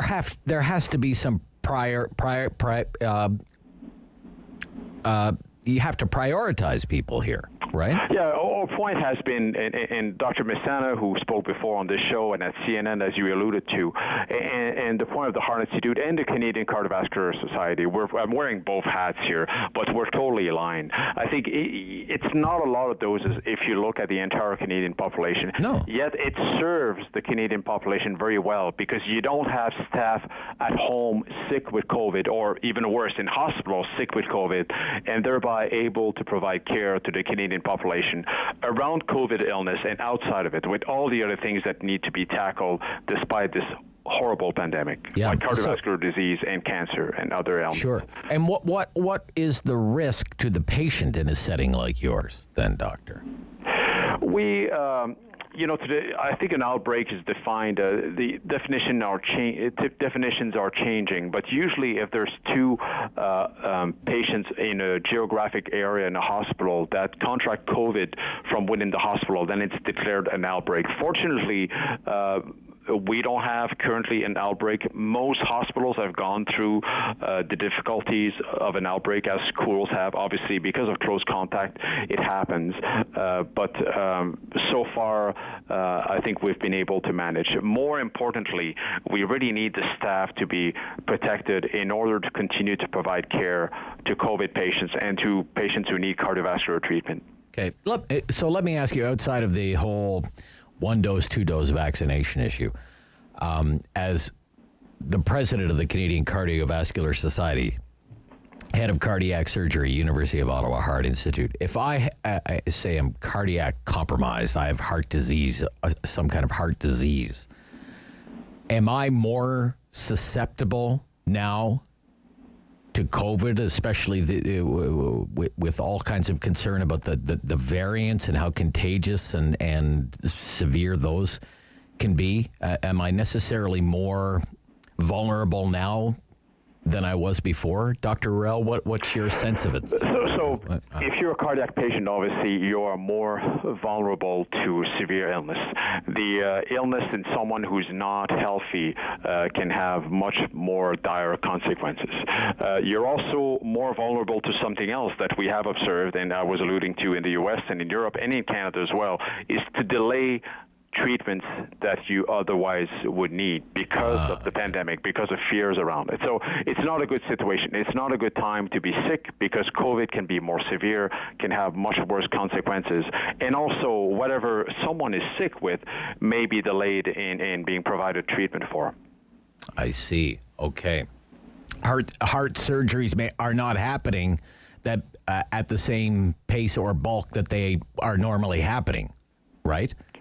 They are not. Right. No, they are not. We see that across the country, and it's been seen in the U.S. and in Europe as well. We try to mitigate, again, I'm going to use this phrase that we coin often, we have to mitigate both threats at once, that of COVID and that of death or serious morbidity from heart disease, right? And I think we do that well, and we re-evaluate, Rob, literally every day and several times a day how we manage capacity for COVID and yet continue to provide care for cardiovascular patients who need it. Okay. I thank you, Dr. Ruel, for taking the time for me this morning. It's greatly appreciated. It was my pleasure. Bye-bye. Thank you. Dr. Marc Ruel, President, Canadian Cardiovascular Society and head of the Division of Cardiac Surgery at the University of Ottawa Heart Institute. Be right back. Sue Sherring from the Ottawa Sun standing by. Talk some city issues with longtime city affairs columnist with the Sun, Sue Sherring, coming right up here on City News.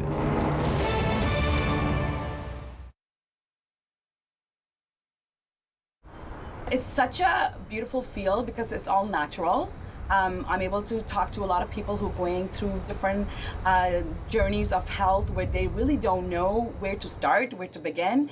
And I'm happy and grateful to have all this knowledge where I can actually help them and guide them. So, of course, medications have a great place in our system, but even so do natural therapies, which have been around for centuries and centuries. Like, old time, ancient times, everything, herbs grew, everything was done with nature, all healing was done with nature. So I'm totally in love with all the elements with nature. In our beautiful village of Manotick, the Manotick Natural Market, you can find tremendous different things. So we have herbs, we have vitamins, we have natural body care, we do infrared sauna therapy, nutrition counseling, acupuncture, Bowen therapy, energy healing. So we're like a wellness hub along with being a full health food store. We are 1 year into pandemic since it started last year in March. It was a shock. Usually I see things coming, and I definitely did not see that coming. Golden Root is a product that I created 4 years ago, actually for my kids, just for immune system, overall health.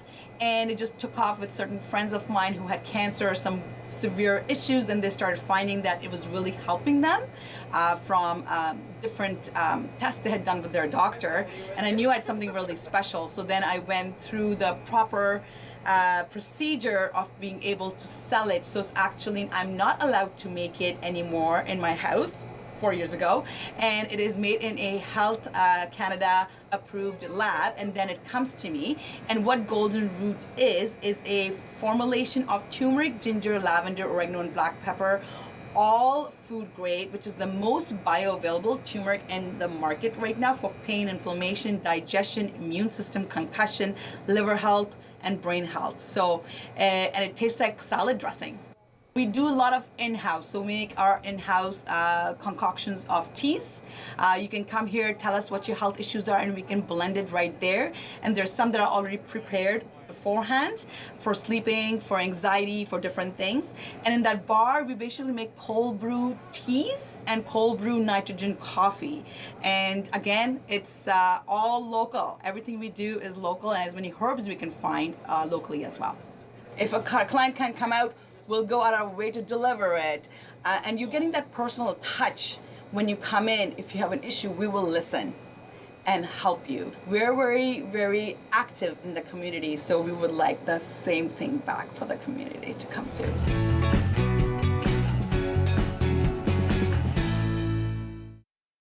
Of community opinion. The Rob Snow Show returns On Rogers TV and City News. 101.1 FM and 1310 AM. Back. The City Affairs columnist, Ottawa Sun. Reader Weekly in the Sun.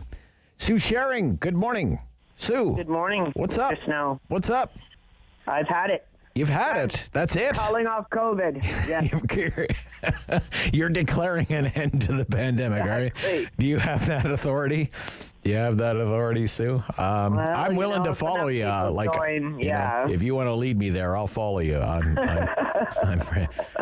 well, those are rare words for you to say you're following anyone, Rob. I will go there. Gosh, it's been a long time, but nevertheless. How are you coping? Oh, I'm getting by. We're getting by. I mean, you've had a dose, right? You've had a dose of vaccine. I've had a dose. So, I mean, I guess we're lucky. My that way, 23-year-old son just texted me, and he's got an appointment on good Saturday. for him. Good for him. Yeah. Good for him. See, I'm that's pretty happy encouraging. about that. That's encouraging. And now, is he in the Ottawa area, or is he in he must be in a hot spot if he's 23? I don't know, actually. Yeah. I meant to ask him that. Must be a hotspot kind of thing, I guess. I don't want to say too much about its neighborhood. Okay. All right. What's been happening? What's big? Jim Watson has a vaccine. Got his vaccine this morning. So. Yes, this is not a criticism against Jim Watson. I just find it always a little bit odd, and the virus vaccination isn't any different than any other store like this where things go on for so long, like a picture of the mayor is taken because he's getting a shot. Right. Yes. And all the politicians doing it, and we as the media go out and cover it. We have to do it, I guess. Yeah. And but I'm like, what is the story? Well, exactly. It's been done. Okay, Jim Watson. But I was thinking this morning. And maybe you would know, Sue. I should know this. And, it's only a simple Google thing, I guess. But how old is the mayor of Ottawa now? I believe...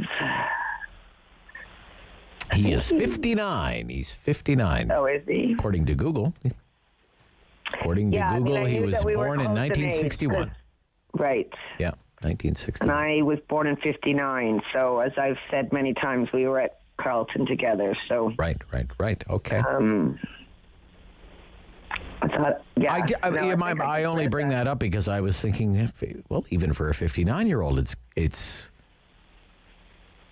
seems kind of late for him to be getting his first dose of vaccine. But I guess if you're for example, he's older, actually quite a lot older than Justin Trudeau, because I'm the same age as Justin Trudeau, and Jim Watson is 10 years older than both of us, Rob? right? And you're older than all of us.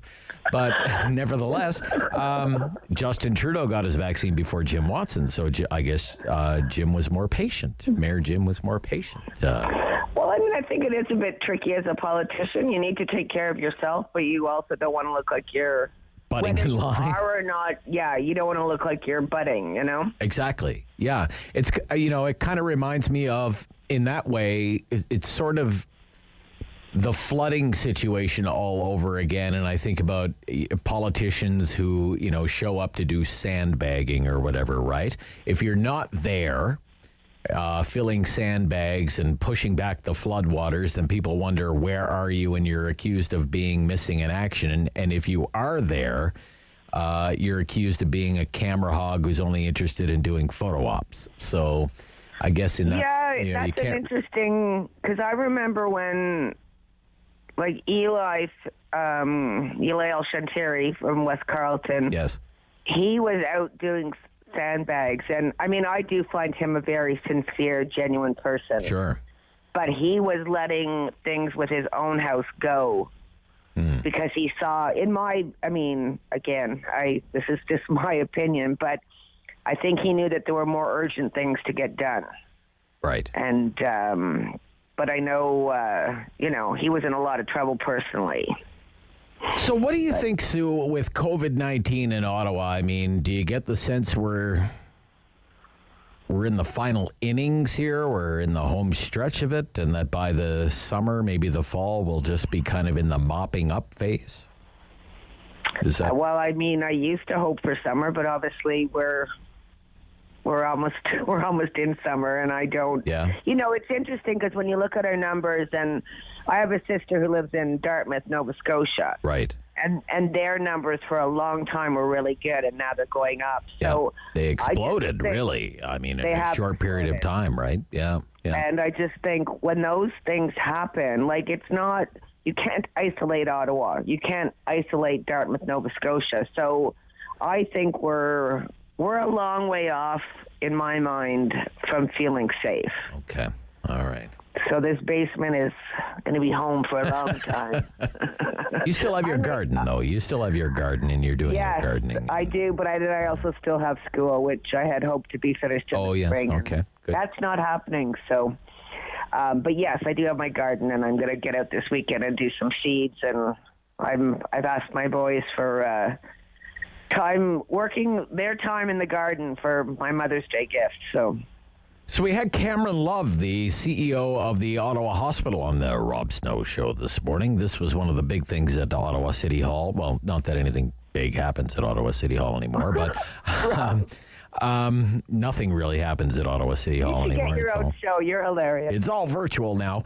But, this is encouraging to see, isn't it, Sue, that finally the civic campus of the Ottawa Hospital finally starting to take shape. Right. Still 7 years off, but yeah. And I mean, every time I walk through those doors, which, in the past, because of family members, has been way too often. I mean, there's such a feeling of good being done. I know I don't often take the Pollyanna attitude, but I mean, that hospital does amazing work. So it's really good to see it being expanded. And 5,000 people are going to work there. Cameron Love told me 5,000 people. I can get a job? Yeah, well, both of us, maybe both of us. Who knows? 7-8 years from now, who knows where we'll both be? But well, I know where I'll be. Right. Not looking for. Well, they said one of the plants. No, never mind. I better not. No, never mind. Oh no, I'm not even going there. Were you going on the edge of? Well, they say they are going to have like maybe a little like elder care village kind of thing. That's what the plan is for the old. You're right. Hospital. You shouldn't have gone there. Right. It shouldn't have gone there. But sometimes the sensor in the brain doesn't. It just turns right off and things don't work. But you remember how that just became such a political football when John Baird and Jack Kitts had announced this agreement. We're going to move right across from the experimental farm. And then all of a sudden, wait a second, John Baird's not the MP anymore. There's a new MP. And you talk about reset buttons. I mean, reset buttons were hit all over the place on that one. And you had this spectacle of kind of new federal liberals recently elected who were offside with all of these kind of legacy provincial liberals. And you had people like Bob Shirelli and Yasser Naqvi kind of going, what are you guys doing here? Spectacle is the perfect word. Yeah. I mean, I think, those are always the things that become so disappointing. For as long as I've, covered politics, it's like, come on, guys. Like, this isn't getting, right. Shouldn't be doing things just to get points. And it's not a hockey rink, right? We're not talking about where to move the Senators. We're talking about where to build a hospital here, right? Yes. And when I think about it, and this is kind of what makes it right in your wheelhouse, is it was almost as though when the whole thing got kind of settled and it was like, okay, we won't put it here, we'll put it down the street. the announcement was kind of made on neutral territory right outside the mayor's office. Yes. Sorry, I'm laughing. I'd totally forgotten about that. Yes. Like, when you think about it, like, this is a hospital. It's a hospital. It's, like, funded by the provincial government. And what's not being funded by the provincial government is really going to be funded by fundraising from ordinary citizens. So you're just like, what does any of this have to do with Jim Watson? But somehow he managed to kind of like, all right, everybody. Yeah. This is let me straighten this all out for you people, okay? Catherine, meet Bob, okay? I know. I know. What a mess that was. You've got a good memory. Yeah. Yeah. Well, I guess you're not as old as I am, as you like to point out. I'm the youngest of that group, said Rob Snow. That's right. Don't you ever forget it. All right, Sue Sherring. No, look, always great to just talk with you and shoot the breeze about the COVID and reminisce about the good old days when we used to cover news conferences and stick microphones in politicians' faces. We'll do it again soon, hopefully. Thank you. Alrighty. Sue Sherring, Bye-bye. read her weekly in the Ottawa Sun. That's it for the Rob Snow Show. Marc Sutcliffe after the news. This is City News. The Rob Snow Show. This program is brought to you by Ignite TV.